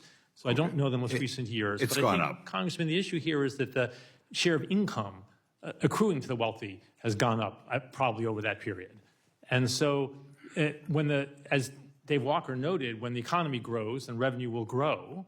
And also, if more income moves into upper tax brackets, then more revenue will be collected relative to GDP. That's right. That doesn't mean that that's a result of the 2017 Tax Act, nor the gains in jobs that Congressman Booker mentioned. A good case can be made that it is, because as people become more productive, the amount of taxes they pay goes up. Mr. Couchman, when I came to Congress in 2015, Congress spent $1.1 trillion in discretionary spending. Last year we spent $1.7 trillion, a 54% increase. And discretionary spending is largely not the type of spending that's going up because people are older, right? You don't have Medicare in there, you don't have Social Security in there. You want to comment on that 54% increase? Yeah, absolutely. And there is an awful lot of wasteful spending in the discretionary accounts. Between those two periods you mentioned, the percent of GDP for discretionary spending is about the same. But that's something that at least Congress looks at on a sustained basis every single year. The rest of the budget, the other 74% of spending and the 100% of revenue doesn't get that same kind of detailed treatment and review and ability to change things. A problem we always have in any government based on elections is politicians are always going to try to buy votes every 2 years. And therefore, I would think the vast majority of governments around the world, if they're in countries based on elections, are going to see the size of their government grow. Ms. Baccia, do you want to comment on what you think are maybe some countries in the Western world in which it pays politicians to increase the spending, some ways in which other countries have maybe solved this problem or gone away towards solving the problem? Yeah, and to your previous question, the top 10% of income earners pay about 70% of our income tax burden. So we already tax the wealthy very heavily. In fact, the United States has one of the most progressive tax systems in the world. The countries that I mentioned earlier in my testimony, Germany, Sweden, Switzerland, and really most of the European countries tax their middle-class taxpayers at much, much higher rates, often in the form of value-added or consumption taxes. And that's really what it would take for the United States to be able to get closer to covering its fiscal gap. Is you cannot just raise taxes on the wealthy. There's not enough money at the very top. My colleagues Adam Michel and Brian Riedel at the Manhattan Institute have calculated this numerous times in various forms. So if we're talking about just relying on revenue increases to close our fiscal gap, we need to be honest with the American people that we're talking about significant, steep middle-class tax hikes. And I haven't seen members of Congress on either side of the aisle propose a serious plan that would do that, and it's not a plan that I would recommend. So in terms of what I would recommend is that if you look at those countries, Germany, Switzerland, and Sweden, is that what they have in common is a bipartisan commitment to fiscal sustainability, regardless of our differences on the margins, which programs one party prefers over another, how much we think we should tax the wealthy versus other Americans. We can reconcile all those differences if we're willing to come to the table, and we can agree on that shared goal that we should not be financing our spending on the backs of working Americans in the future and younger Americans who are not even able to The vote gentleman's yet. time has expired. We will now move to our friend from California, Mr. Jimmy Panetta, for 5 minutes. Outstanding. Thank you, Mr. Chairman. I appreciate it. And thanks for all of your testimony today, gentlemen and lady. I appreciate this because what you got to realize is not many other people on the Hill in Washington, D.C. are talking about this issue. I mean, when it came down and what we saw the last election, there were just sporadic mentions by the major party presidential candidates, let alone a serious plan to address it. And as I say it and I sum it up, debt, literally and figuratively, is a 4-letter word. So thank you for being here. And thanks to the chairman and ranking member for having this type of hearing in which we're actually talking about it. But what we got to realize that the discussion cannot be confined to this room. It has to be done outside of this room, outside of Congress, and yes, throughout the United States of America. But it does start here, so I appreciate that. And as we know, as we go into the 118th Congress, I'm glad that we're taking the time to examine the fiscal situation of our nation, which by all accounts, as we've heard, is getting worse. Now, as you have mentioned, the national debt has reached a staggering $36.1 trillion, and the deficit is now at $257 billion. Simply stabilizing the debt to GDP ratio at 97% of GDP would require a $7.9 trillion in deficit reduction over 10 years. And reducing the debt to GDP ratio to pre-pandemic levels would require $15 trillion in 10-year savings. These are sums, and it's an issue that is going to affect our future. And one day, bond investors may look at our government and say they won't get paid back. That's what's going to lead to higher interest rates. And that could restrain our economic growth, and it could crowd out our priorities and potentially impair for our ability to borrow, either in war or at another crisis. And beyond the downgrades to the U.S. credit rating and lackluster demand for Treasury debt at some auctions, 2 of 3 major credit ratings, as I said, companies downgraded the U.S. because of our dysfunctional politics. What we got to realize is that one day the U.S. is going to find it very, very difficult to keep borrowing money. And one day the interest costs will constrain us. And guess what? That's when the money we have now to pay for these programs that we've talked about, that I agree with, as a proud Democrat, that's when we're no longer going to have the money to pay for those programs if we don't do anything now. That's why tackling the issue requires both parties to seriously consider trade-offs to address revenues and spending. And make no mistake, both parties share responsibility for this problem. Despite what candidate Trump said in 2016, that it would pay off the national debt in 8 years, the national debt grew under him by $8.18 trillion. It grew by $7 trillion under the Biden administration. And over the 2 terms of the Obama administration, it added $8.3 trillion to the debt, and the Bush administration added $6.1 billion. So each year, the longer we wait to act, the solutions available become more extreme and less palatable. And we know that this is a serious problem.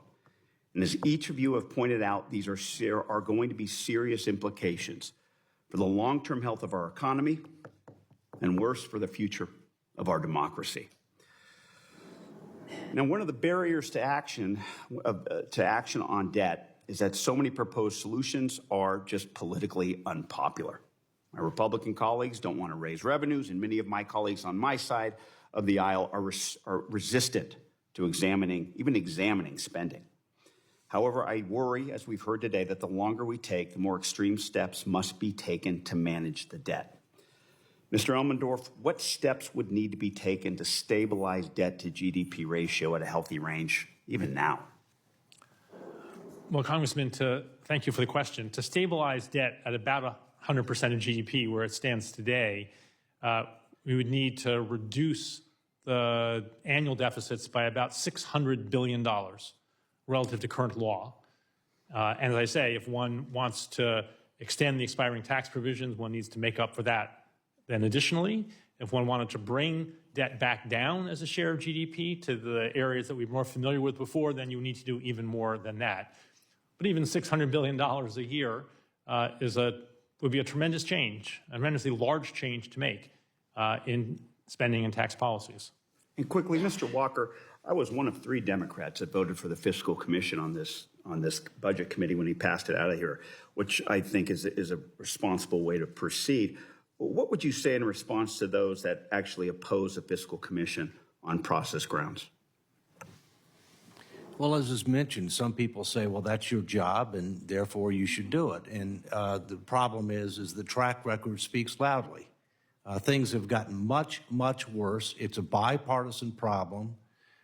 You know, I've done citizen education engagement, including some with your dad, okay, in 47 states, 2 territories, and several countries.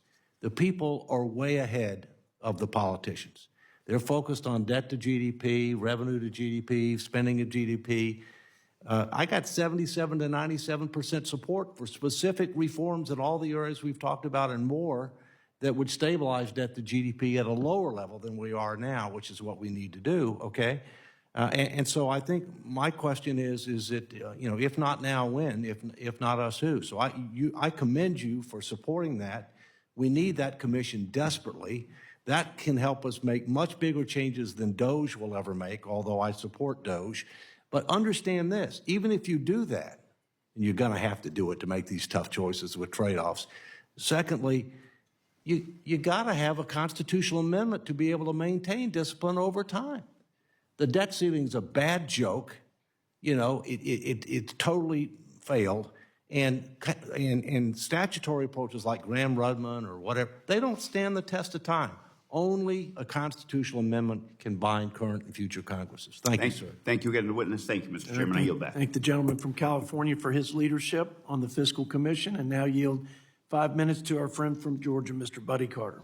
Thank you, Mr. Chairman, and thank all of you for being here. I'll jump right into it. I'm not going to repeat all the stump speech parts of this that I have. $36 trillion in debt, adding $1 trillion of debt every 100 days, spending money, $200,000 every second. The speed of light's 186,000 miles per second. Spending money faster than the speed of light.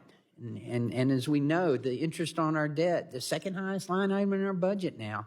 And we all know it's unsustainable. We all understand that. And we all have heard about the economists who are predicting what's going to happen here. And in fact, Penn Wharton estimate the country's fiscal crisis will become irreversible at some point between 2040 and 2045.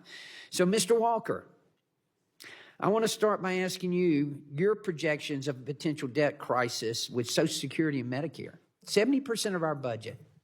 And you know, I'll go ahead and say it. Look, I'm a healthcare professional, a pharmacist by profession, and healthcare is the fastest growing section of our budget because of an aging population. We all understand that, and we've got to get it under control. First of all, we got to have transparency to understand where the problems are. We need that in healthcare, but 70% of our budget, healthcare and Medicaid, Medicare, and Social Security. And if we don't address that, we can do away with everything else and still not balance our budget. Well, first, the fastest growing expense of the federal budget is interest. And what do you get for interest? Nothing. The second fastest growing expense in the federal budget is health care. We've written a blank check for health care. Not even Sweden, which provides health care cradle to grave, writes a blank check for health care. It'll bankrupt the country. Thirdly, Social Security is solvable, all right? And the reason it's solvable is because young people don't think they're going to get it. They're wrong. They're going to get it, all right? Seniors think they're going to get taken advantage of. I could use other words, but I won't, all right? So we have an opportunity to reform that program to exceed the expectation of every generation of Americans. And it's not that difficult to do. Healthcare is a bigger challenge. All right, it's a bigger challenge. And by the way, I'm on the Defense Business Board. Defense can't be off the table. There's a huge amount of waste in defense, a huge amount of waste. We need to cut the tail, which is overhead, to sharpen the teeth. and we need to reposition our footprint, force structure, and platforms for the future war, not the past wars. So, look, this is a solvable problem, but realistically, the ground has to be tilled, the table has to be set for members to take a tough vote. And that's why the commission is absolutely essential. And you would agree it's got to be bipartisan. I mean, it'd be political suicide for one party to try to do it by themselves. I don't care which party it is. There were 6 principles that the people agreed to with a 92% support: pro-growth, socially equitable, culturally acceptable, mathematical integrity, bipartisan support, politically feasible, which means you got to be bipartisan, and meaningful bipartisan support. And the reason being is the margins are close. They're close this year. They were close last Congress. They're going to be close the next Congress. Sure. You know, if You're you right. don't have meaningful bipartisan support, it will not be sustained over time. You talked about a potential balanced budget amendment, and I agree that needs to happen. Mr. Couchman, if we were to have successful fiscal responsibility amendment, what would be the must-haves? Oh, that's a great question. The most important thing is a provision that restores the norm of balance. That's most of what you get out of a constitutional provision. You also want to have a supermajority for emergencies so that it doesn't become a loophole. And you want to have a decently long glide path to get to balance. And it's a good idea to be able to choose between primary balance and full balance, because it's about double the amount of savings that you would need to reach full balance compared to primary balance. But you also need to have a functional budget process, and that's not something that Congress has right now. And you, sir, have one of the pieces of fixing it, so thank you for that. Well, thank you. I appreciate that. You mentioned emergencies. Are there any other areas that should be exempt? No areas should be exempt from the budget, except perhaps net interest, because that is exogenous to what Congress is able to control. Interest rates change based on market dynamics, and the stock of debt that the interest rates are fluctuating against is not something you can do a whole lot about in the near term. Ms. Bosia, what, and I'm sorry if I mispronounced that, but you've got experience in Europe, and what would something like a debt break work? How would that work here in the U.S.? Yeah, so debt breaks enjoy popular support because they tackle the debt, which is something that the entire public can get behind regardless of their political affiliation.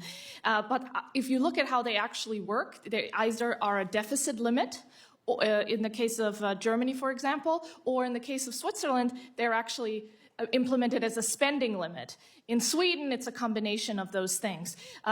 I think it's a good approach to target multiple layers there, although you also want things to be very clear. But what's important is also what Kurt shared, is that these debt breaks, they don't try to balance next year, which would cause economic calamity. Because How do you our eat an deficit is so elephant? big. One bite at a time. Right. Sure. Over time, they lock in that fiscal commitment credibly with popular support and politicians from all parties standing behind that. And then they give the politicians a process and an oversight function through an independent council to hold lawmakers accountable. So it all works in tandem. But I do need to emphasize that you cannot just adopt a balanced budget amendment and then hope that the budget will take care of itself. Congress still will need to do the tough work of actually identifying how we get on that path to balance. But the balanced budget amendment can act as a commitment device. Great. Thank all of you for being here. Thank you, Mr. Chairman. Thank the gentleman from Georgia. Now yield 5 minutes to Ms. Ballant from Vermont. Thank you, Mr. Chair. Thank you to all the witnesses for being here today. I appreciate you coming here. As we discuss fiscal responsibility, which is a very important topic, I want to dive into some of the details of the Trump tax cuts, because I hear about this a lot from my constituents. So the tax cuts enacted under the first Trump administration were skewed to the very wealthy. That's the reality. And this angers a lot of Americans who understand that we do not have tax fairness in this country. And because of that, it's not just that the economy suffers, it's not just that the deficit increases, but the health of the democracy suffers. And American families struggle because of this. And it's estimated by the Center on Policy and, the Center on Budget and Policy Priorities, that 2025 households with an income in the top 1% will get on average a tax cut of over $60,000. But if you're in the 0.1%, you'll get a tax cut of over $250,000. Meanwhile, those in the lowest earning bracket will get back about $70, 70 measly bucks. So flashback to 2017, Trump officials claimed that at a minimum, the law would lead to a $4,000 increase in household income. This didn't happen. What did happen was that workers earning under $114,000 a year saw basically no increase in earnings from the tax cut. But the wealthy sure got richer. Now we have a situation where Trump is coming in for a second administration. He wants to go even further this time. He doesn't just want to extend the tax cuts. He wants to further cut the corporate tax rate from 21% to 15%. And he said that tariffs should replace the income tax, which will, of course, fall on the folks who can least afford to pay for it. Working class families, middle class families, they're going to pay more on higher goods. I don't think that most Americans want a trade war that's going to drive up the cost of groceries and other household goods. They want us to make life more affordable for them, not more expensive. So yeah, I think we should talk about fiscal responsibilities. My colleagues have spent decades pushing deficit-funded tax cuts that benefit the wealthy and corporations. From the Bush tax cuts and the Trump tax cuts, we've talked about it here. It has increased trillions and trillions of dollars to the debt. Americans do not want cuts to Social Security and Medicare. They don't want cuts to food programs that feed hungry kids. They don't want cuts to Medicaid that helps seniors afford care in nursing homes. What they do want, they want tax fairness. I hear this over and over again. What they do want is for the Pentagon to actually finally pass an audit so that American taxpayers don't keep getting ripped off by companies in the defense industry. What they want is for the wealthy to pay more and for them to feel like there is some fairness here. In 1973, the top 1% took home 9% of the income in the U.S. Today, the top 1% takes home nearly 27% of the income in the U.S. Again, from 9% in 1973 to 27% today. This gross economic disparity is terrible for individual Americans. It's terrible for families. It's bad for the democracy. It erodes civil society. They just want fairness. They want us to pass a tax code that helps regular people and closes capital gains loopholes that benefit the very wealthy. Middle-class families already bear too much of the tax burden because of unfair tax codes. I want to paraphrase former Supreme Court Justice Louis Brandeis, because I keep coming back to this. We can have a democracy, or we can have most of our country's wealth in the hands of just a few Americans, but we can't have both. They're on a collision course. So Dr. Elmendorf, I support raising the top capital gains and dividend rate back to the rate under President Ronald Reagan. Would this help us to put a dent in our debt? Yes, Congresswoman, raising those tax rates would raise tax revenue for the government and therefore reduce the deficit and the debt over time. But again, I would repeat a caution from earlier, which is that the amount of the benefit there for the government's budget outlook would be fairly small relative to the overall imbalance that we have all been talking about. It's certainly not a silver bullet, but it goes to the issue of tax fairness. I think it goes to the issue of tax fairness. I don't know the specific numbers you've been referring to, but you are correct that income inequality has increased substantially over the last several decades in this country, and that an important counterweight to that is the progressive nature of the tax code. And the 2017 Tax Act gave particularly large benefits to higher income people relative to lower income people, and an extension of that would have that same effect again. I thank you for being here. I thank you all. I thank the gentlelady, and now you have 5 minutes to my friend from Kansas, Mr. Estes.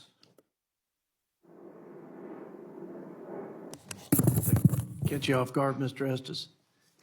Thank you, Mr. Chairman. I appreciate the opportunity, and thank you for our witnesses for joining us today.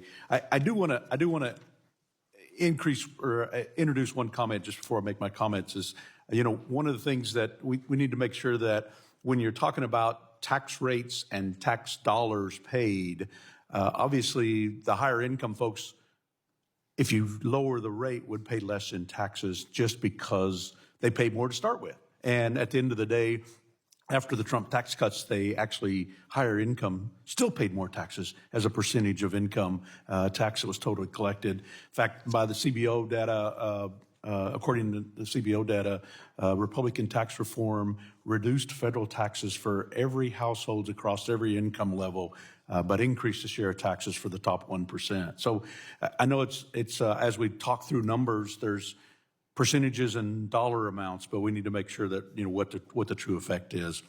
And I know as my friend from Georgia, Buddy Carter was talking about, there's a whole host of statistics we could talk about, whether it's the $36 trillion in debt that we're at, or the $75,000 to $100,000 a second, depending on which day you calculate the amount of money that's being borrowed.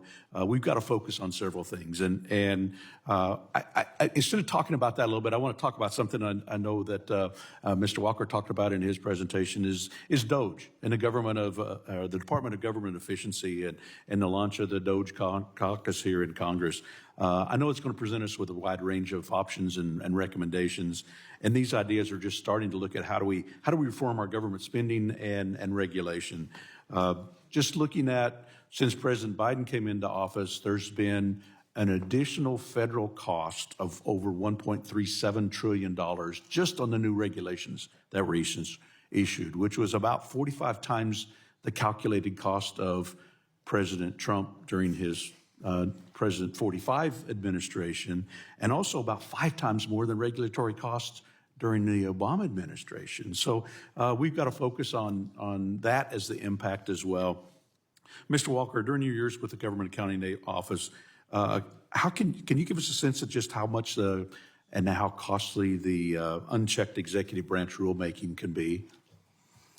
Well, DOGE is first yet to be defined. I think it's going to focus on organization of operations. Regulatory issues clearly should be within its scope because they impose cost and burdens on the private sector that constrain economic growth, among other things.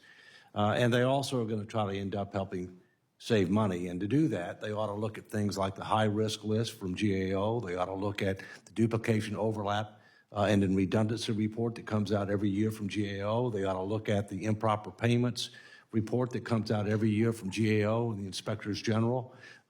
They clearly ought to look at the regulatory burdens, but they also look at we have too many departments, we have too many regions, we have a number of different things that are based on the 1950s. And let me just close with this. As far as I know, I'm the only federal agency head that is transformed and right-sized a federal agency in the 21st century. We did this at GAO, which is government-wide. We made it 15% smaller, 50 to 100% more productive, 3 times the outcome-based results, second best place to work in the federal government, and 95% positive rating for the toughest client on earth, the U.S. Congress. So hopefully they'll learn from that and take a lot of those principles that are transferable and scalable to the rest of government. But that's only a down payment. We need the commission. We need a constitutional amendment. Yeah, I would guess that most of the American public, including many of my colleagues, aren't aware that the high volume and high cost of some of these regulations that go on, and we need to address some of that within Congress. I mean, that's a lot of our responsibility now moving forward. Earlier this year, I was one of the co-sponsors for the Executive Cost Transparency Act, requiring the Congressional Budget Office to include in baseline a table delineating cost of judicial and executive actions since the publication of the last baseline, and helping make sure that we address any of those costs over $50 billion. Ms. Boccia, could you elaborate on how something increased transparency like the Executive Action Cost Transparency Act would help Congress better control excessive spending and hold administrations? Yeah, at the Cato Institute, we aggregated the cost of emergency spending over the past 30 years, and we were shocked by what we found. We've spent about $14 trillion over the past 30 years by designating spending as for emergencies, and there is no government report that we were able to find that details those figures. And so emergency spending goes on outside of the budget process for the most part and is not subject to spending caps or rules like PAYGO. And that's where the lack of transparency and accountability starts. And so we need the Congressional Budget Office or the Government Accountability Office, or better yet, both, to actually aggregate, detail, and report to Congress on a regular basis the cost of emergencies, those that Congress has authorized, and also, importantly, those that the executive has declared, because that's also where there's a lack of transparency, and the Biden administration has refused to cooperate with Congress to report on executive emergency spending, so we don't even know how much they've been doing in that respect. Yeah, well, thank you. And unfortunately, I'm out of time. There's so much we could talk about in terms of the out-of-control government spending and excessive rulemaking. And the pathway out of our fiscal crisis is a long one, but we've always got to address that both from the legislative side and the rulemaking side in order to help make sure that we have Americans, families, and businesses and farms that all thrive and continue to grow to keep America strong. So thank you for your leadership. I thank the gentleman from Kansas and yield 5 minutes to our friend from Virginia, Mr. Bobby Scott. Thank you, Mr. Chairman. Mr. Obendorf, we've heard a lot about both sides, this and both sides the other. You know, and you've pointed out that balancing is balancing revenues and spending. If you want something, you have to pay for it. If you're not willing to pay for it, you don't get it. I mean, it's fairly straightforward, and if you're willing to pay for something, you can be in balance if you just pay for it. The last time we saw both one side missing was in the Clinton budget. Are you familiar with the Clinton budget in 1993?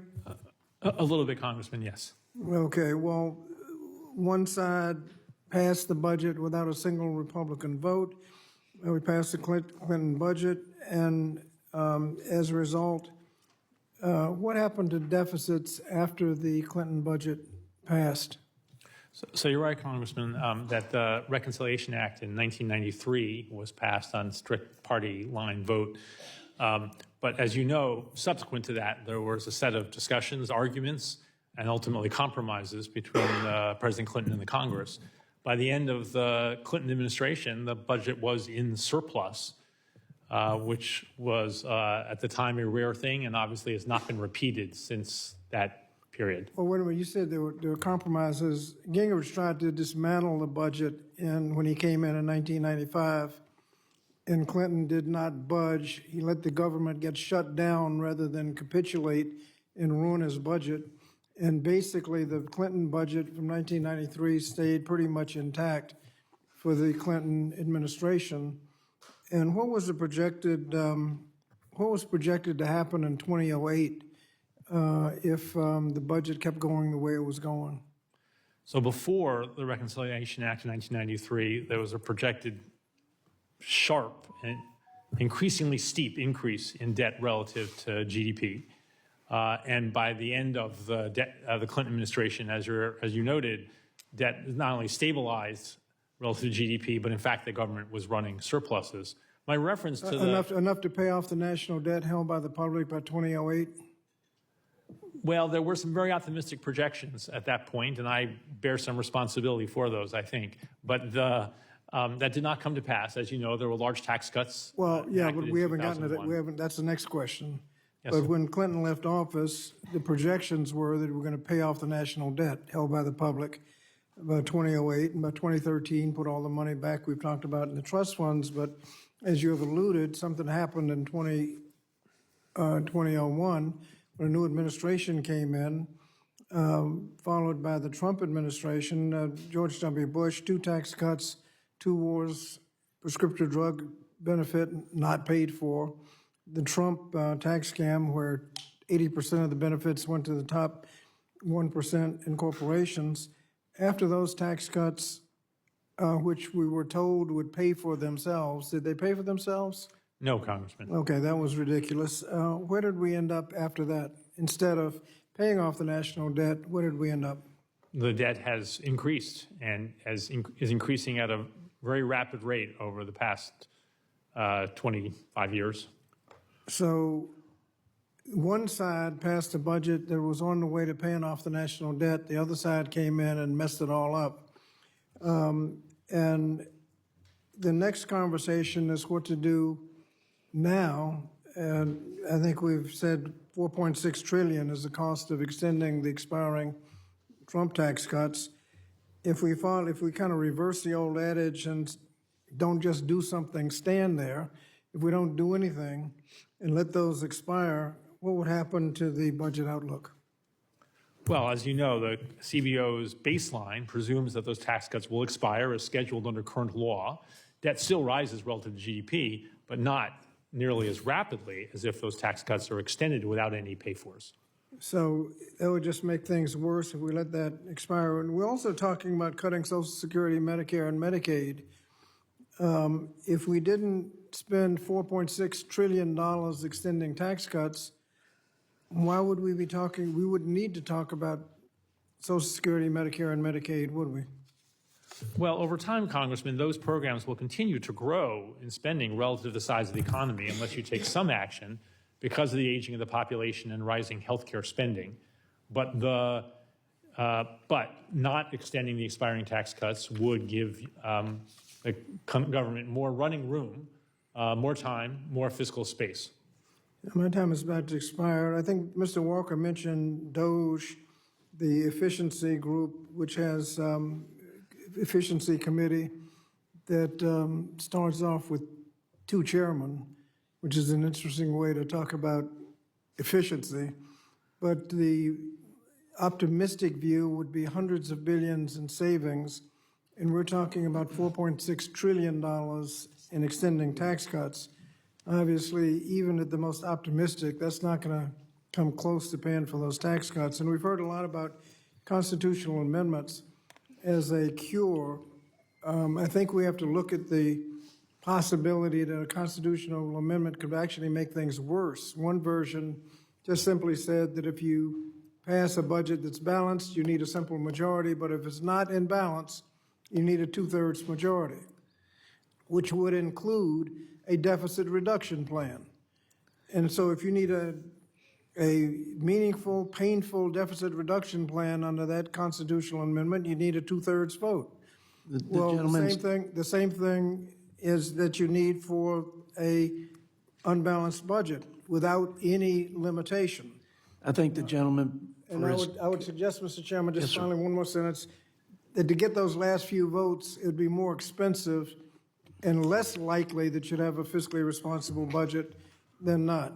And so I think we have to be very careful when you talk about these schemes that might rescue us. I think the gentleman. Thank you, I think the gentleman from Virginia, and now I'm going to give at least 6.5 minutes to the other gentleman from Virginia. Look, we were doing about 6 minutes a clip. This is a great conversation, thoughtful on both sides, and I don't know of a conversation more important that happens so infrequently in Washington, D.C. So thanks for the indulgence on both sides. I appreciate the comments. Mr. Bob Good, my friend from Virginia, 5 magic minutes. Magic. My first magic 5 minutes. Well, thank you, Mr. Chairman. Thanks to our witnesses for being here today. And I appreciate the extra time. I want to respond to what the friends on the other side of the aisle have talked about, the tax cuts. And the fact is, the TCJA reduced federal tax rates for all households across every income level while increasing the share of taxes paid by the top 1%. It doubled the standard deduction, as everybody knows. Who does that help? Middle America, regular income Americans. It increased the child tax credits. The fact is, tax revenue went up to an unprecedented nearly $5 trillion annually because of those tax cuts. And the rising tide lifted all boats. All Americans know they were worse off under the Biden economy than they were in the Trump economy, unless you're an illegal alien. And that's why they voted overwhelmingly to bring President Trump back into the White House. More than 6 million people were lifted out of poverty during the Trump administration, dropping the poverty rate to a record low 10.5%. The income and wealth inequality fell after the TCJA as real wages for the bottom 10% grew nearly twice as fast as the top 10%, and real wealth of the bottom 50% of households rose 3 times faster than the top 1%. Real wages grew by 4.9%, the fastest 2-year growth in real wages in 20 years. And it was diverse. Income for blacks and Hispanics and Asian Americans increased to historic highs, and unemployment fell to historic lows. But the Democrats don't like that because they want to punish success. They want tax welfare. They want to give money to those who don't pay any taxes, and they want punitive taxes on those who are successful and those who drive our economy and help to drive down unemployment and to increase real wages and increase jobs for everybody. But we're here to talk about the debt. And Ms. Bachia, I appreciate you being here. I read your debt digest. I read it this morning, talking about your testimony today. Some of us are listening. And as you know, every dollar we vote on here in Congress, every dollar we vote on is borrowed. Every dollar that we borrow and spend results in either higher taxes, more inflation, as we've suffered under the last 4 years, and or a greater debt burden to our kids and our grandkids. But we are suffering under a $200 billion monthly deficit, as you know, maintained by Republicans over the last 2 years. No impact on that by Republicans, by the way. So I'm an equal opportunity offender to my friend from Virginia across the aisle there. Republicans have grown the debt by some $5 trillion on our watch, with help from the Democrat Senate and the Democrat White House, of course. As you know, the Social Security Fairness Act passed the House a month ago with 136 Republican votes, some of whom are on this committee. Despite its $200 billion cost to taxpayers over the next decade and the acceleration of the insolvency of the Social Security Trust Fund. The alternative bill, sponsored by my friend, our chairman, which I'm a co-sponsor, the Equal Treatment of Public Service Act, would have more fairly adjusted the benefits formula for Social Security to compensate government employees for the time they actually worked in the private sector and did pay taxes in the Social Security system. But that bill failed, as you know, because too many members of Congress didn't want a more fiscally responsible option. What does this say about Republicans in the House's willingness to address entitlement reform, our debt and our deficit, and our long-term fiscal viability? What does it say when we pass a bill like that? Thank you. It sends a very bad signal that Congress has not fully yet grasped the severity of the debt crisis that we're in and the threat that a fiscal crisis poses for our nation. It also shows that Congress is still, unfortunately, in the pockets of special interests, as the Social Security, I like to say, Unfairness Act would benefit state and local government unions and their members, which make up a very small special interest group, but they're extremely powerful because they can gain those concentrated interests and diffuse the costs among the general public. What also I found very surprising is that this bill, the Social Security Unfairness Act, would pull forward the Social Security Trust Fund insolvency date by about 6 months. So while we're hearing Congress saying that they won't cut Social Security benefits, in effect, by voting for the Social Security Unfairness Act, they've actually accelerated the trust fund insolvency. Well said. If I may, sir? With 36 trillion in debt, unprecedented debt to GDP ratio we haven't seen since World War II, as you know, the days of spending without consequence are long over, as we've seen with the 40-year high inflation, the 20-year high interest rates, and you mentioned in your testimony the downgrading of our credit by these 3 different agencies. And yet Republican leadership is considering, if not planning, to pass a $115 billion disaster supplemental, so-called disaster supplemental, to borrow and spend $115 billion. Now, setting aside the lack of constitutional justification for the federal government to be in the disaster business, or the insurance business, if you will, and that we're forcing regular middle-income Americans to subsidize coastal elites living in these high-cost areas over and over, by the way, setting that aside, why would we give the Biden administration $1 more in the final couple of weeks of their administration, let alone FEMA, who's been demonstrated to be politicized and weaponized based on political affiliation, apparently? They admitted they were caught doing that, as you know.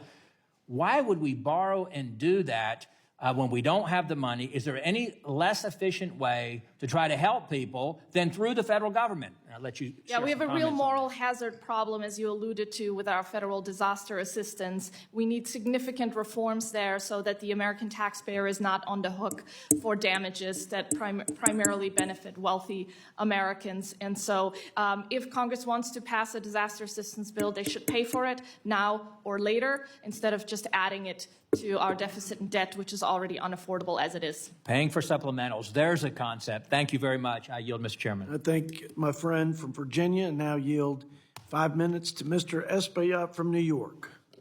Thank you, Mr. Chairman.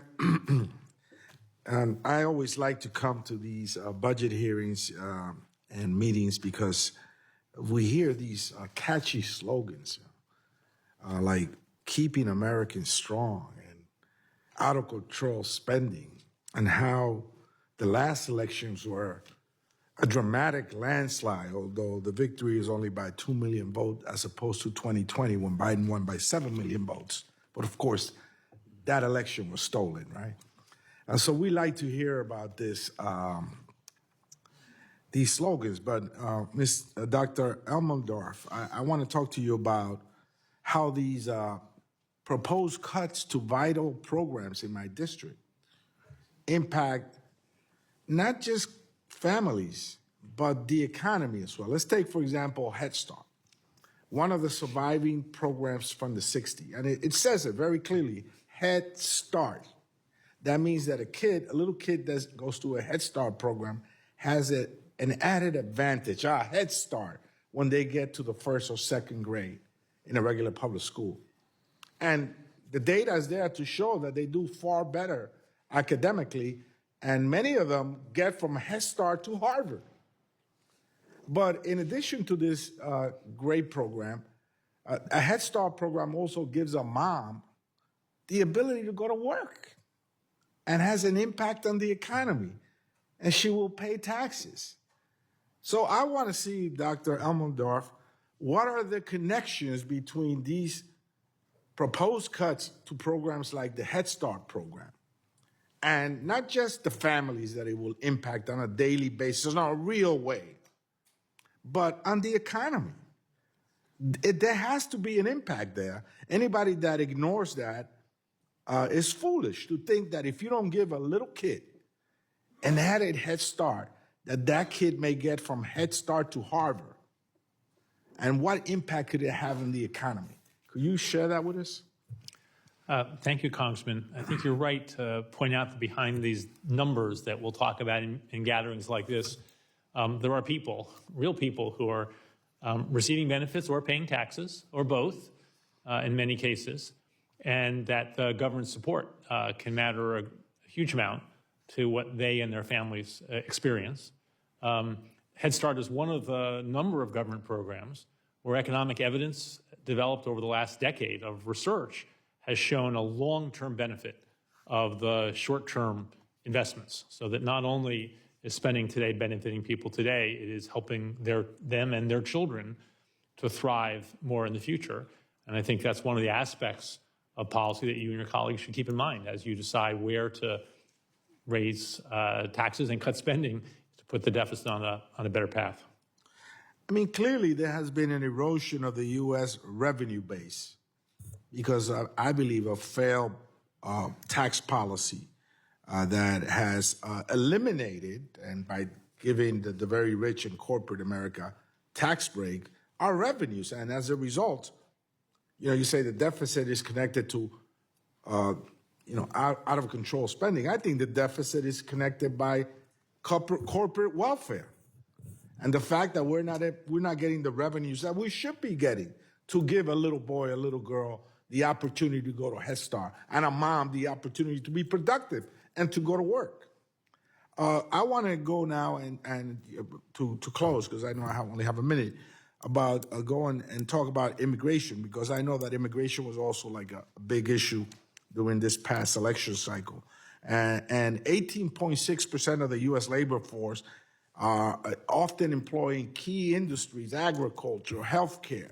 They take care of our sick, they take care of our little kids, they take care of our frail seniors. are immigrants. They mow our lawns. They're everywhere.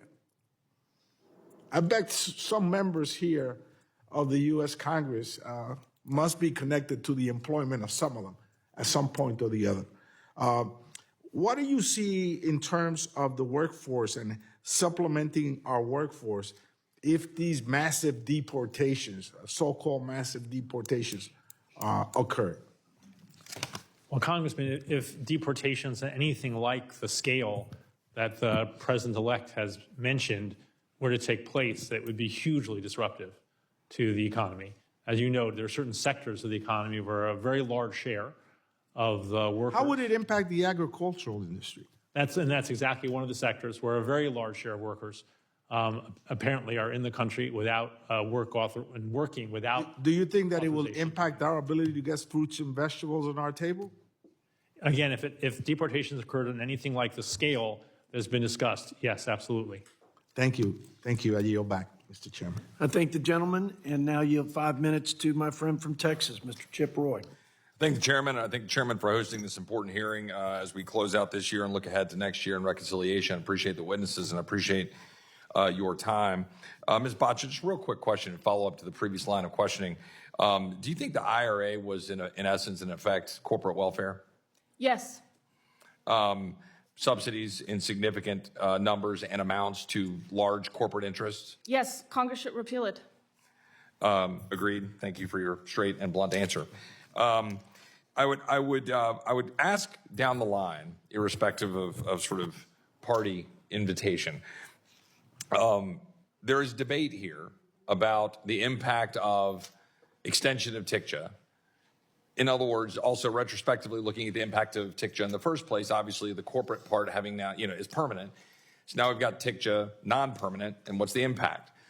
I firmly believe that tax policy has kind of two pieces to it. One is what money should morally be left in the pockets of the people in the first instance, and what does that mean for economic growth and so forth. And then on the second part is what do we have to do correspondingly with the revenue projections to not run deficits?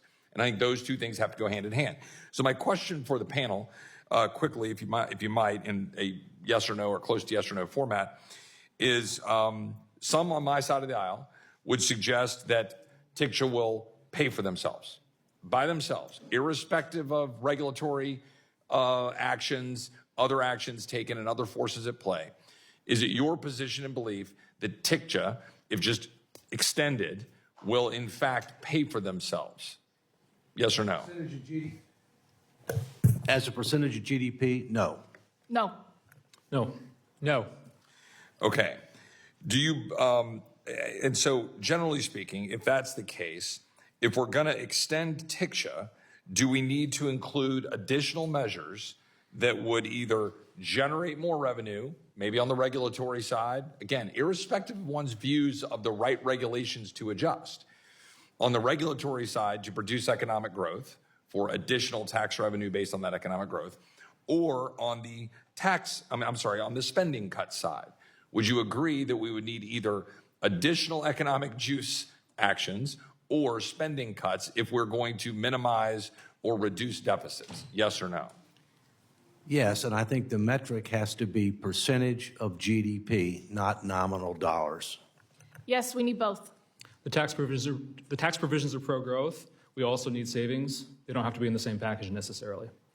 Okay, but the question was, in order to achieve reduction in deficits, do we need to have corresponding, along with TICJA, will we need either additional economic juice in the form of regulatory action or otherwise, and along with that, spending cuts?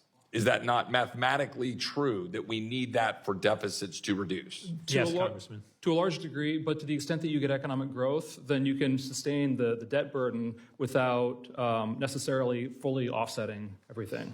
Right, but that's a different question, is it not? It is. Right, in other words, I would agree that if we say we're going to leave deficits exactly the same in perpetuity and grow the economy, that then we can manage that debt burden and that deficit as a percentage. But if deficits are going to continue to grow, and or even if they stay flat, deficits aren't going to go down. We are not going to reduce deficits without significant spending cuts and/or some other significant levers for economic juice to get to the heyday of the 80s of 4, 5, or 6 or 7% economic growth in order to grow out of it, in order to get deficits into a manageable position. Do we have general agreement on that across the panel? Yes, but you need huge institutional upgrades to get there. Okay. And one last point. A lot of my colleagues will talk about how mandatory spending is the primary driver of our deficits. 70% roughly of the overall spending right now is roughly mandatory spending. Leaving, however, of course, 30% being discretionary spending. Am I not correct that both, given that that's a large chunk and piece of the pie, need to be managed, both discretionary and mandatory? Yes. Yes. Yes. Congressman, you to manage at least one of those two pieces. You and your colleagues could choose to focus only on mandatory programs. That's not what I would recommend to you, but that is... Last question in my magic 5 minutes, I'll just go over just a few seconds, is in your all's experience, have you seen in recent memory any proposal on either side of the aisle or jointly to seriously address what we, I think, incorrectly call mandatory spending, as opposed to I call it automatic spending? But have you seen any serious proposals put forward with weight to address by spending cuts, by age changes, or anything else on a collective? Have you seen a press conference in the front of the Capitol with locking arms or any one side come forward to say that they have serious mandatory spending proposal changes? No, but I've seen two process proposals that'll get us there. The Fiscal Commission Act, which you voted for, HCR 24, which the chairman introduced, and you ought to have I would respectfully suggest have a hearing in your subcommittee of Judiciary and on the Constitution. But individual reform proposals, no. The process matters. Understood. But in terms of, we're a legislative body and we have a free will and we can introduce legislation and we can get behind it with press conferences and action. Ms. Koch, have you seen anything like that in recent memory? No. No. Absolutely. Depending on your views on it, the RSC budget proposal. To a degree. And of course, then there's a massive amount of hammering for it. But has it been put forward to be advanced as the budget or the actual action by any serious weight of Republicans or Democrats? No, sir. Right. Sir? Congressman, I'm not aware of anything that's come to a vote on the House floor that would substantially roll back benefits, except for the repeated votes to repeal the Affordable Care Act, which would have rolled back those benefits. Also would, if you repealed the whole thing in some sense, would have raised spending on Medicare and changed taxes and so on. But apart from the repeal of the Affordable Care Act, I'm not aware of any legislation. I appreciate the honest answers in what I hope was trying to be presented in a bipartisan or nonpartisan questioning. I yield back. I appreciate the line of questioning, and now yield 5 minutes to our colleague from Texas, Mr. Lloyd Doggett. Well, thank you very much. As perhaps a unique pay-as-you-go progressive, I do not favor major expansions of government programs, many of which I support, without paying for them. And likewise, I think that changes in revenue often have similar impact, and they also have to be offset. And as I understand the answers you just gave my colleague, Mr. Roy, each of you believe that the huge tax continuation, renewal, reauthorization, extension, whatever you call it, that those need to be offset so that we do not just borrow more money from China or the Saudis or whoever will lend it to us to pay for any extension of the Trump tax cuts. Did I hear correctly? Yes, Congressman, that if we offset those. A general rule of advice I learned from Marty Feldstein when I was in graduate school was that when you're in a hole, you should stop digging. Right, right. Generally speaking, more savings of a good variety, and that's in your discretion, would be good to do. Right. And you feel that way too? We will need to pay for extensions, especially of the individual tax cuts. The pro-growth side is a different matter, but if we extend the whole package, we should pay for it and then some, because we also should take this opportunity to reduce deficits and stabilize the debt. Thank you. Mr. Walker? Yes, and focus on the metric GDP. What's revenue to GDP, spending to GDP, and debt to GDP? Exactly, a very important measure. And actually, though there's been significant criticism in this committee of CBO and suggestions that it should be changed, they came out pretty close in their estimates on the Trump tax cuts of 2017, so that we are now in a situation, I believe, in 2023 of about 17% as the percentage to GDP. I think that was their estimate, and we were at 16.5%, I think, is the output versus GDP. I think it is important that that we focus on the recent writing of the chairman. He has indicated on previous occasions that we could not address the budget problems we face by spending cuts alone. And he has written a document called Fiscal Responsibility Begins by Ending Beltway Budgeting Gimmicks. And some of you have referenced those issues in your writings also, but it's really important that we not pretend we are resolving this problem by using gimmicks.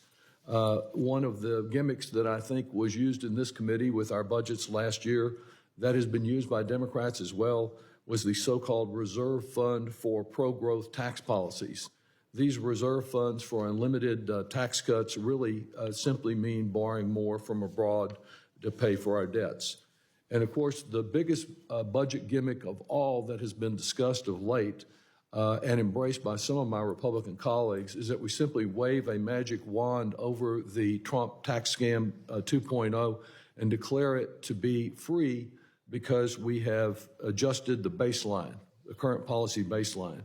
And I believe, Ms. Boccia, that you have written regarding that specific budget trick, and the writing I saw, the quote was, "Not recognizing the cost of the TCJA extension is a gimmicky attempt to disappear them, but trying to hide them doesn't make them any less real or damaging to the fiscal situation." Is that correct? This is correct.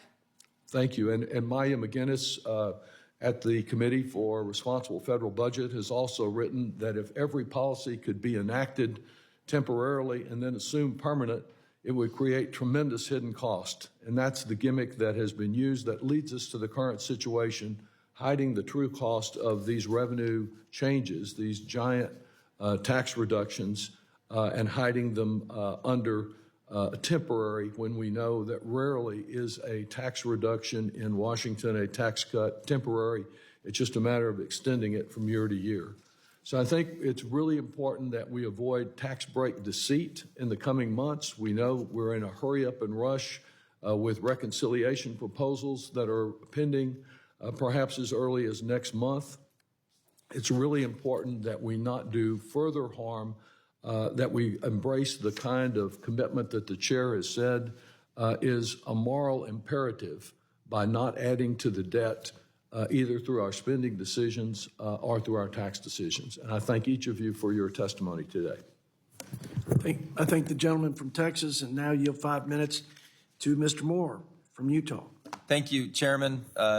This is the topic. This is what we need to be focused on. So I always appreciate your willingness to shine a light on it. I want to just start off, as I've been able to hear and listen.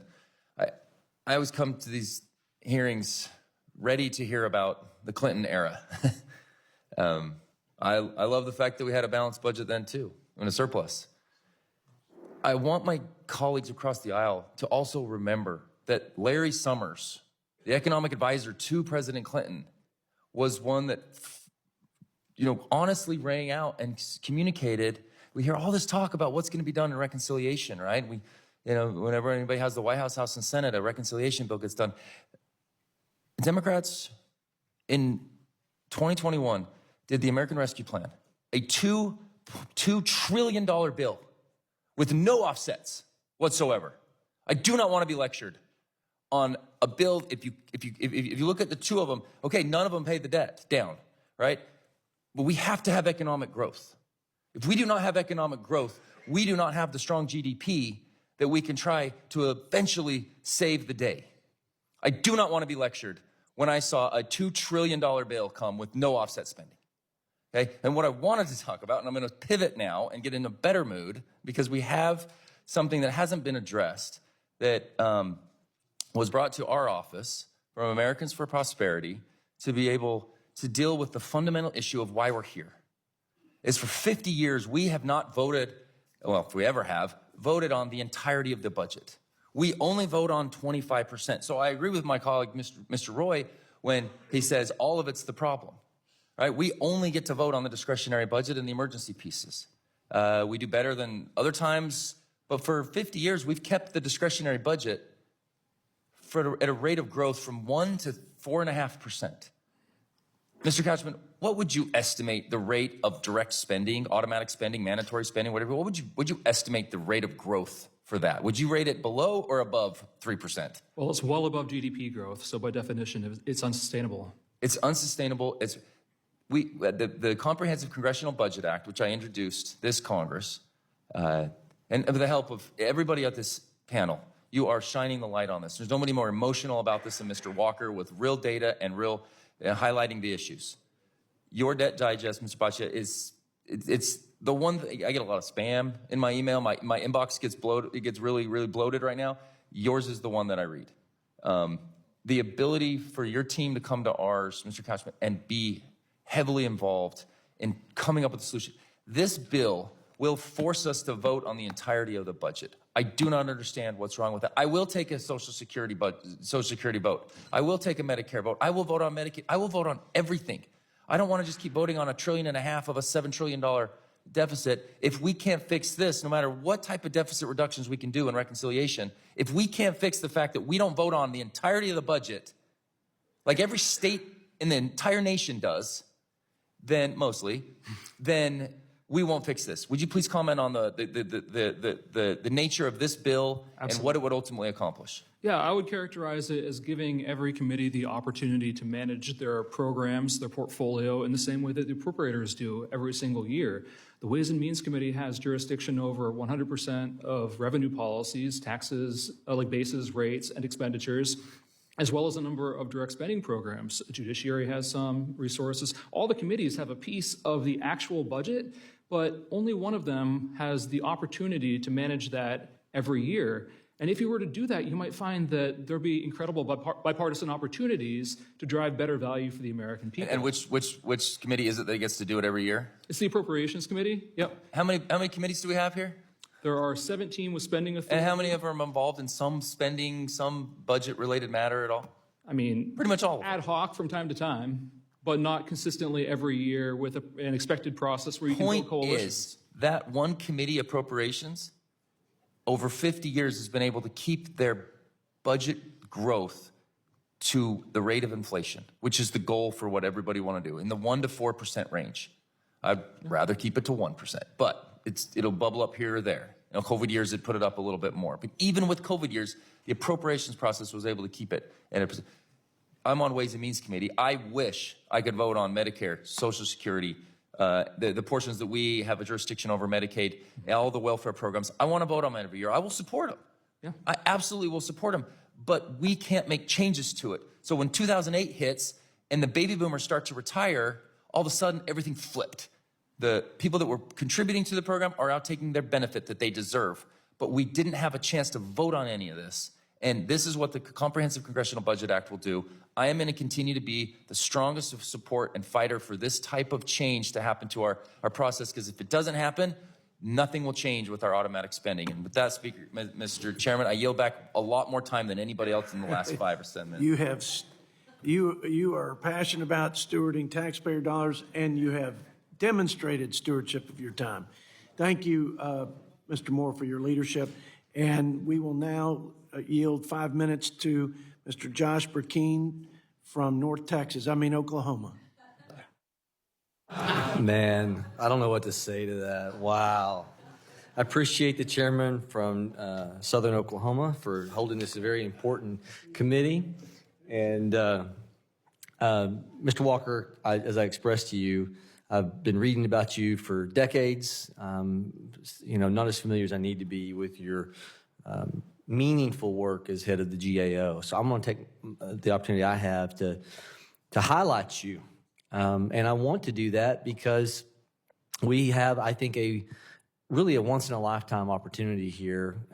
As I've been following this thing for 20 years and the spending increase, There is the once-in-a-lifetime opportunity with what just happened in an election, and two gentlemen that are holding the banner for efficiency from the free market, the Doge Commission with Elon Musk and Vivek Ramaswamy. And my great hope is they don't miss the timelines that Congress is going to present in the reconciliation process, because I think that it's something I'm trying to impress upon them, and I hope all of our colleagues are. I hope that we're not setting them up for failure, that they have to know there's 53 senators, and if we're going to get real spending restraint in tandem with the Tax Cuts and Jobs Act, reconciliation, the fancy way of saying it only takes 50 votes in the Senate, not 60, is an opportunity that may not come around with the enthusiasm that's there that they can popularize. So I want to highlight you. Would you go back over your resume of what you did when it wasn't nearly this popular decades ago to start restraining the growth of spending? Can you highlight what you had shared with Ron Estes, what your work at GAO, and give everyone kind of an education on what GAO does? Well, GAO is in the legislative branch, as you know. It's the largest legislative branch agency. It's in the performance and accountability business. It's to improve the performance and assure the accountability of government for the benefit of the American people. It helps the Congress oversee the executive branch. It does financial audits, performance audits, program evaluations, policy analyses, legal research and adjudications, and a variety of other things. It is nonpartisan, staunchly nonpartisan, non-ideological, fair and balanced. It calls it like he sees it. Is focused overwhelmingly on the organization and operations of government. It's in the oversight, insight, and foresight business. And when I was there, I came in. It had been in business since 1921. I came in 1998. No strategic plan. By the way, the U.S. government still doesn't have one. And it's been in business since 1789. We put together a strategic plan. We totally transformed the agency. I eliminated a third of the offices. I eliminated a layer of management. Consolidated, 35 units into 13. Leveraged technology. Leveraged a variety of other things. Changed our performance metrics, measurement reward systems, our communications with Congress. We were 15% smaller, or a third less footprint. 50 to 100% more productive, 3 times the outcome-based results. We generated $110 for every dollar invested in the agency. Nobody in the government's anywhere close to that. And yet we were the second best place to work in the federal government, 95% positive rating for the Congress. What we did there is transferable and scalable to the executive branch, all right? And I hope that the Doge will end up learning some of those lessons, as long as the other good work that GAO does, like the high-risk list, duplication, overlap, redundancy, along with the IGs, the improper payments, they can save several $100 billion a year if they go it the right way. I'm concerned about one thing. They got to define their scope, and so far they don't have anybody that's associated with them that really has absolutely transformed anything in government. And there's a huge difference between the private sector and the government. There's a lot of transferable skills, but there's a huge difference. I wanted to highlight you for a reason. I think it's important that your context and your experience be tapped. I'll be encouraging that where I have opportunity. You have a chance to travel now and go into states and excite people about government efficiency. How many states have you been in? Well, I've done citizen education engagement in 47 states plus D.C. I've only got 3 I hadn't done it in. But I've been to the states. I just hadn't done that. And what are you hearing from the public? Because I think this is important. The public's way ahead of the politics. They know you can't spend more money than you make, charge with a credit card without a day of reckoning. I got 77 to 97% support for tax reforms, Social Security reforms, Medicare, Medicaid, health care, defense, government organization operations, and political reform. 77 to 97%. And the ability for our discretionary budget to be able to do what GAO does. Most people don't realize GAO makes recommendations of where all other agencies can reform their spending practices. Right. One of the things that I think you were instrumental in doing is making sure the GAO zeroes in on duplication of government. My 15 seconds I'm over, can you land the plane and talk about why we're not doing what GAO has been recommending for years on duplication? All GAO can do is make recommendations, but Congress or the president or both have to act on it, and that's the problem. It's the difference between strategy and implementation. Implementation is 85+% of success or failure, and that's where the problem is. I yield, Mr. Chairman. Thank the gentleman from Oklahoma. Before I introduce our colleague from North Carolina, I'd like to say, as the budget chairman, we're making progress on fiscal reforms. The Fiscal Responsibility Act was the first of its in a decade to hold spending, if not reduce it. We passed a balanced budget, twice out of this committee. And we've got a bipartisan sort of will on the fiscal commission. And I think we might just be able to execute on that in the next Congress. So we're making some progress. We ought to budget for emergencies. That's one flaw of many in our lack of acting responsibly with the stewardship of tax dollars. And when we don't budget for emergencies, we ought to offset them. And they ought to be emergencies, not recurring operating expenses for housing or defense or whatever else. But we're not going to get there overnight and in time to save the lives, literally, of our friends who, by no fault of their own, their lives have been utterly destroyed by a natural disaster. They pay taxes, and until we can reform FEMA, we ought to. We should reform flood insurance, and we ought to. But we ain't getting there tomorrow, and they need this help yesterday. So I want just to say, as a Texan and as chairman of the Budget Committee, let's work to make sure the money goes where it needs to go. Let's make sure we offset it to the extent we can, but let's get the support out and get it out now. Mr. Chuck Edwards, we're behind you, and I yield 5 minutes, or the magic 5 minutes for this committee. The floor is yours. Thank you. Thank you, Mr. Chair. Sitting here for the last couple hours, 3 hours, I can't help but think how I'm looking forward to next year when I'll get to have my picture taken with the Republicans and get moved up in the queue. I did not think about that. Bit. Yeah. We will welcome you back to the Republican side. All right. Thank you. Mr. Walker, in your testimony, you referenced the mounting debt ceiling and Congress's failure to constrain our spending over time. While you point to a constitutional amendment as a potential solution, I find the greatest contributor to our out-of-control spending is a lack of accountability in our current budget process. It's hard to imagine what $6 trillion looks like, especially if that funding is packaged together instead of passed as 12 standalone bills.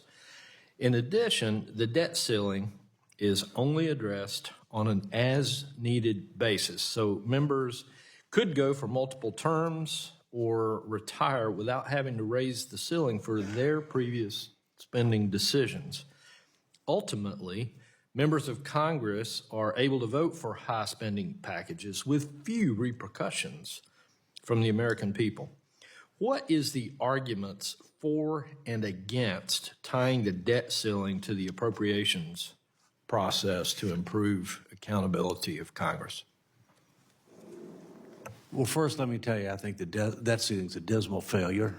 We're the only major country on earth that has a nominal debt ceiling. It hasn't constrained spending. It hasn't constrained mounting debt levels. It ought to be repealed, and it ought to be replaced with a constitutional amendment that focuses on what matters the most. How much debt do you have as a percentage of the economy? And why do I say that? Because it's pro-growth, because if you grow the denominator faster than the numerator, you're making progress, even if the numerator is going up. By the way, that's what we did after World War II, okay? And secondly, it doesn't tell the Congress how to solve the numerator problem. It doesn't say how much of it is mandatory spending, how much of it is discretionary spending, how much of it is revenue. You're going to have to do all of that, okay? It doesn't tell you how to do that, but it says you just got to do it. And if you don't do it, there's a consequence. So, you know, we need more fundamental reform in this area, including understanding the difference between capital budgets and operating budgets, you know, including needing to pass the budgets on time, the appropriations on time. I'm 73 years old, although my doctor tells me I'm more like 53. I hope she's right. You know, the fact is you know how many times in my lifetime we've passed all the appropriations bills on time? 4. It's an F minus. And so I think I hear you saying we should just eliminate the debt ceiling argument. But you have to replace it. You have to replace it. The debt ceiling was supposed to constrain debt, right? And by the way, it goes all the way back to World War I, where we started having a problem. But now it doesn't do that. It's a political football. It doesn't do anything at all. So we need to have something that will stand the test of time. The debt break in Switzerland's a good example. There are several positive examples. But what really matters is how much debt as a percentage of the economy, how much interest as a percent of the budget, what percentage of the budget is mandatory. Last thing on this, in 1913, you know what percentage of the budget was mandatory? 3%. And you know what that was? Interest on the debt. That was it. Now it's 73. Mandatory. Thank you for that. I'd like to get to at least one more question. Yes, Ms., sir. Sorry. Apologize. Bocia? Boccia. Okay. I have the distinct pleasure of serving on the Budget Committee and the Appropriations Committee. I've been on the Appropriations Committee for about a year now. One of my particular frustrations, while I believe that the Appropriations Committees, the various subcommittees, are ultimately the folks that can best hold federal agencies accountable for their spending, I find it frustrating with two-year terms and oversight meetings where every member gets a chance to quiz an agency leader for 5 minutes to really hold folks accountable. It seems to me like many times the agency heads are sitting before the members and they're thinking, as long as I can get through this 5 minutes, I'm okay. I'm good for 2 more years. There'll be another Congress. Do you have any thoughts about that or any ideas how we can hold the federal agencies more accountable for the spending? I know Congress appropriates it, but there's a lot of decisions made inside that appropriation. Congress needs to work with these agencies throughout the year, not just in those hearings, and needs to heed especially the recommendations of the Government Accountability Office, which does the heavy lifting of figuring out where there are problems with accountability and transparency and what systems need to be upgraded so Congress has more insight into what's happening there, and also demanding more reporting, especially on emergency spending, which is still very much obscure. Thank you, Mr. Chair. I could go on for a long time, but I'm out of time, so I yield. I thank the gentleman from the great state of North Carolina. Again, our prayers are with you and your friends and family back home. Mr. Rudy Yakum. Mr. Chair, can I just add one? Absolutely. I heard somebody a while ago refer to in their comments on disaster relief, referring to folks affected by the storm as coastal elites. I represent a district of 783,000 people, every one of which was affected severely by Hurricane Helene. Not one of them would I consider a coastal elite. Thank you. I yield. I appreciate that notable correction of the record, so to speak.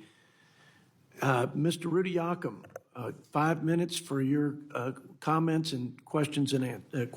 Thank you. Thank you, Mr. Chairman, for holding this hearing today, and as well as for our witnesses for being here. As we discussed many times in this committee, our nation is on an unsustainable fiscal path. Our national debt currently sits at $36.2 trillion, or over 123% of GDP.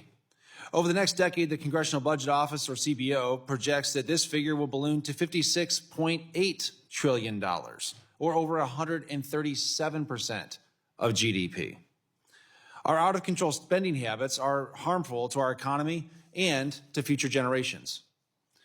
Reining in our nation's debt crisis is one of the main drivers behind my decision to run for Congress, which is why the first bill I introduced as a member of the House was a balanced budget amendment.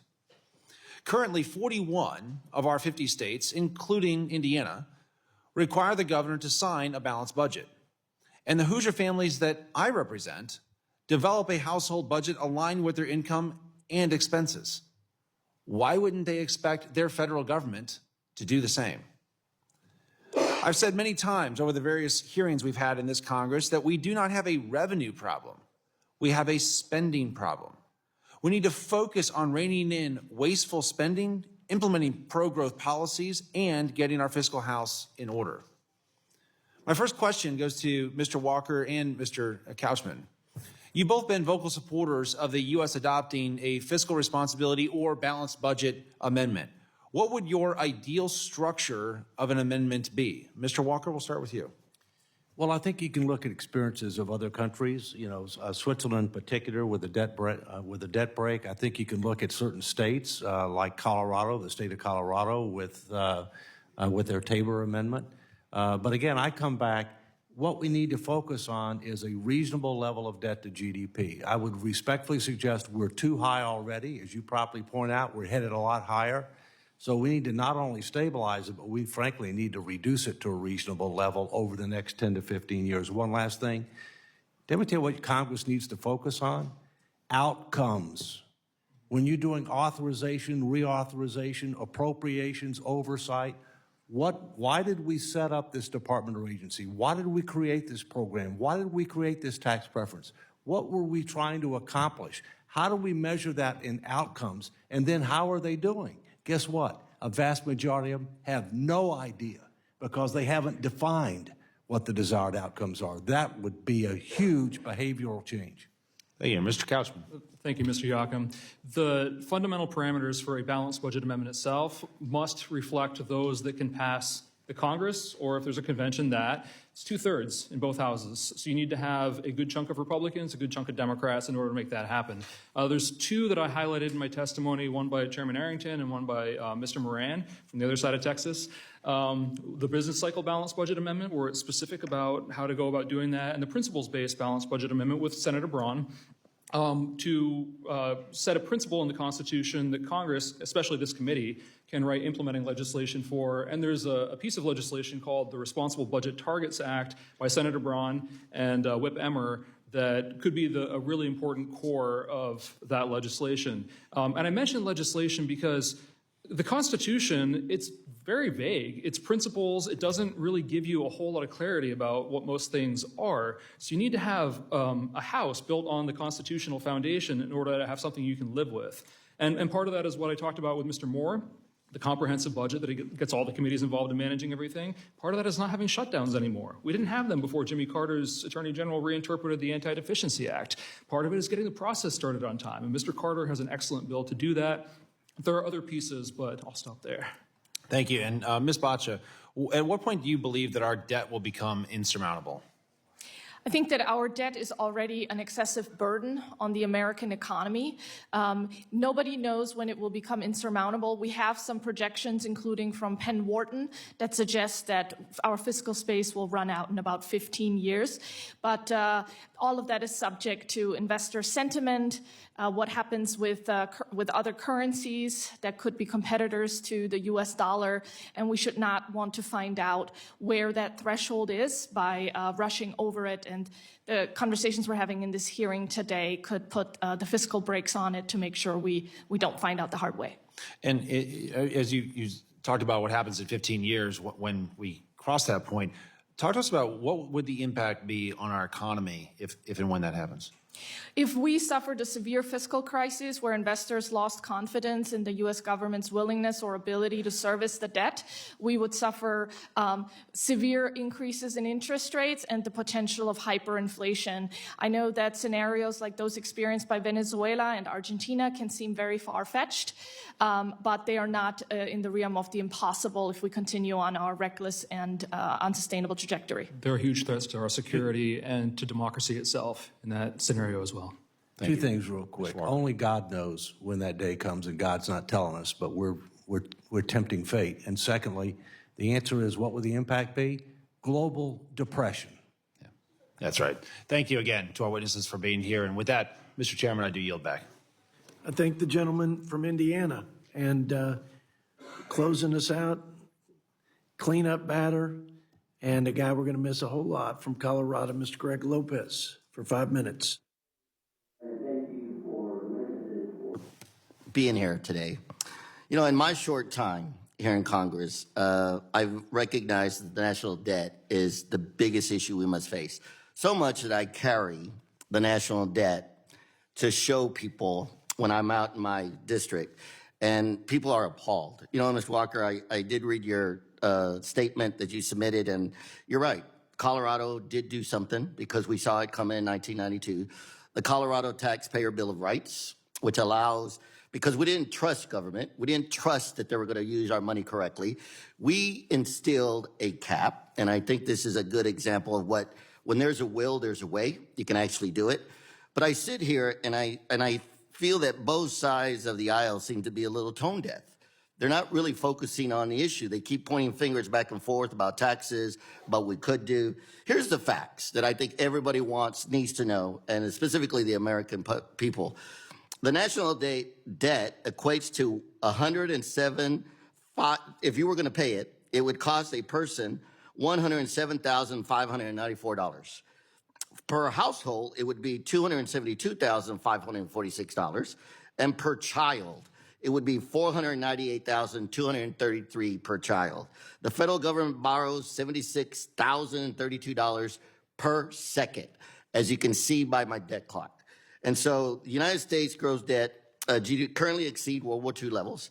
And so you're right. You know, in the last 40 years, we've only passed 4 budgets, right? And it's interesting because you're supposed to have the House and the Senate take care of the purse and take care of the American people. And yet we pass these omnibus bills and we pass continued resolutions, which I am not a strong supporter of. But this is what gives us in the situations that we're in. You know, we talk about fraud, waste, and abuse programs that are no longer authorized, right? The zombie programs. Over 1,200 programs that have been no longer authorized or allowed should be funded, and yet we're funding them to the tune of $516 billion every single year. I'm at a loss as to why Congress cannot basically do what its job is, and that is do a budget, do it correctly. You know, and I think it's important for us to recognize that, you know, while everybody in Congress would like to go home for the holidays because everybody wants to spend Christmas, I try to remind my colleagues that we have men and women in uniform that took the same oath of office that we did, and they're not going to be home with their families because their duty comes first to their nation. We have a duty. We have a responsibility. We should not be worried about going home. We should not be worried about a holiday in the calendar. We have a duty and responsibility for the American people to make sure that we maintain the good balance in the budget. I think the people deserve problem solvers, not problem observers. And unfortunately, I see that in Congress today. But I have hope. I have hope that the 119th Congress will step up. They will step up to the plate. They will get a bloody nose. They will take a busted lip. They will get a black eye because they're doing it for the right reasons. We must stand in the gap. You know, fraud, waste, and abuse in the federal government is something that is rampant. As a former director of the United States Small Business Administration in Colorado, I can assure you there is a lot of fraud, waste, and abuse. And like you, Mr. Walker, it took a lot of work to make sure that that office was efficient and it wasn't wasting money. But it can be done. If we have strong people, it can be done. Now, my question, Mr. Elmdorf, full disclosure, I don't have a lot of faith in the CBO these days because they came and they weren't able to answer my questions as it pertains to, but as a former director of CBO, what is the cost of illegal immigration to the American taxpayer? Well, Congressman, thank you for the questions. Let me say first, I'm sorry you don't have confidence in the CBO. I believe that you should, and I would be happy to explain. I would love that conversation. So please let us do that. The cost to the American taxpayer of immigration, legal and illegal, it can be seen both in the federal budget and in state and local budgets, and then in the economy more generally. What CBO has shown in a recent analysis is that the surge of immigration over the last few years is making the federal budget stronger over the coming decade because the immigrants are paying taxes in many cases and not receiving benefits in most cases. Well, That's not a full assessment, and CBO doesn't mean it to be a full assessment of the overall impact. It's just the direct impact. Well, let me give you some different numbers. The Center for Immigration Study puts the cost per taxpayer at $68,000 over the lifetime of a legal immigrant. The center also states that 4 million children of illegal immigrants cost taxpayers $68 billion in costs for public education. The Federation of American Immigration Reform puts a conservative estimate of the cumulative cost of illegal immigration to be $150 billion. Wouldn't you agree that it would be important for CBO to present those numbers in front of the Budget Committee? I don't want to prescribe to my successor and his colleagues. As you know, CBO focuses on the federal budget and expertise at that. Some of the key numbers you mentioned, the extra cost of public education, borne by state and local governments. So I would hope the CBO could provide information about that, but I don't know, as an ex-member, what the state of their knowledge and analysis of the... Well, unfortunately, I can tell you that their numbers for the last 7 years have been off, and that's where I lose confidence. With that, Mr. Chairman, I yield back. I thank the gentleman, and I agree there have been too many examples. $1 trillion off on a deficit projection, $1 trillion. Look, it's hard to project the future, predict the future in any scenario, and certainly over the last few years, I would suggest, because of a lot of the executive actions, but we can and must do better. I couldn't agree more with Mr. Lopez. Thank you all. Again, it's been a great conversation, a great day for America that we're having it. I hate to say that the bar's low that we're having the conversation and that success, but in this town, if it's an honest conversation, it is unique and it is a success. But to my colleagues' comments, we need to be problem solvers, not observers. And at some point, we're going to have to take action. Both sides in their own, with their own leadership authority and responsibility when they have the gavels and the majority, and then both sides together in that same scenario where we can. So thank you for your commitment to this common cause of ours, to restore fiscal sanity in this town and save our country from a debt-related crisis. Mr. Walker, Ms. Bacha, Mr. Couchman, Mr. Elmendorf, Dr. Elmendorf, thank you for your service to our country. I'm going to give the last word to my Democrat friend, which makes me really nervous, but I'm going to do it, and then we're going to close it out. Mr. Scott? Well, thank you, Mr. Chair, and thank you for a serious conversation about the budget. As you have suggested, these kinds of conversations are rare, and you've got really knowledgeable experts. I've worked with the two on each end during my career, and they've both made major contributions.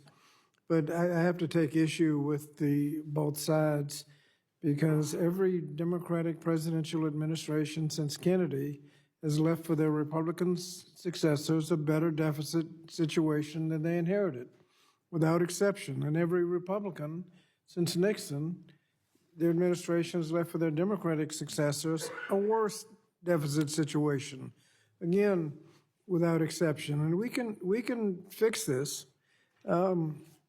We did it during the Clinton budget, and I think I'm the only one on the committee that actually voted on the Clinton budget, for the Clinton budget, and it showed that it can be done.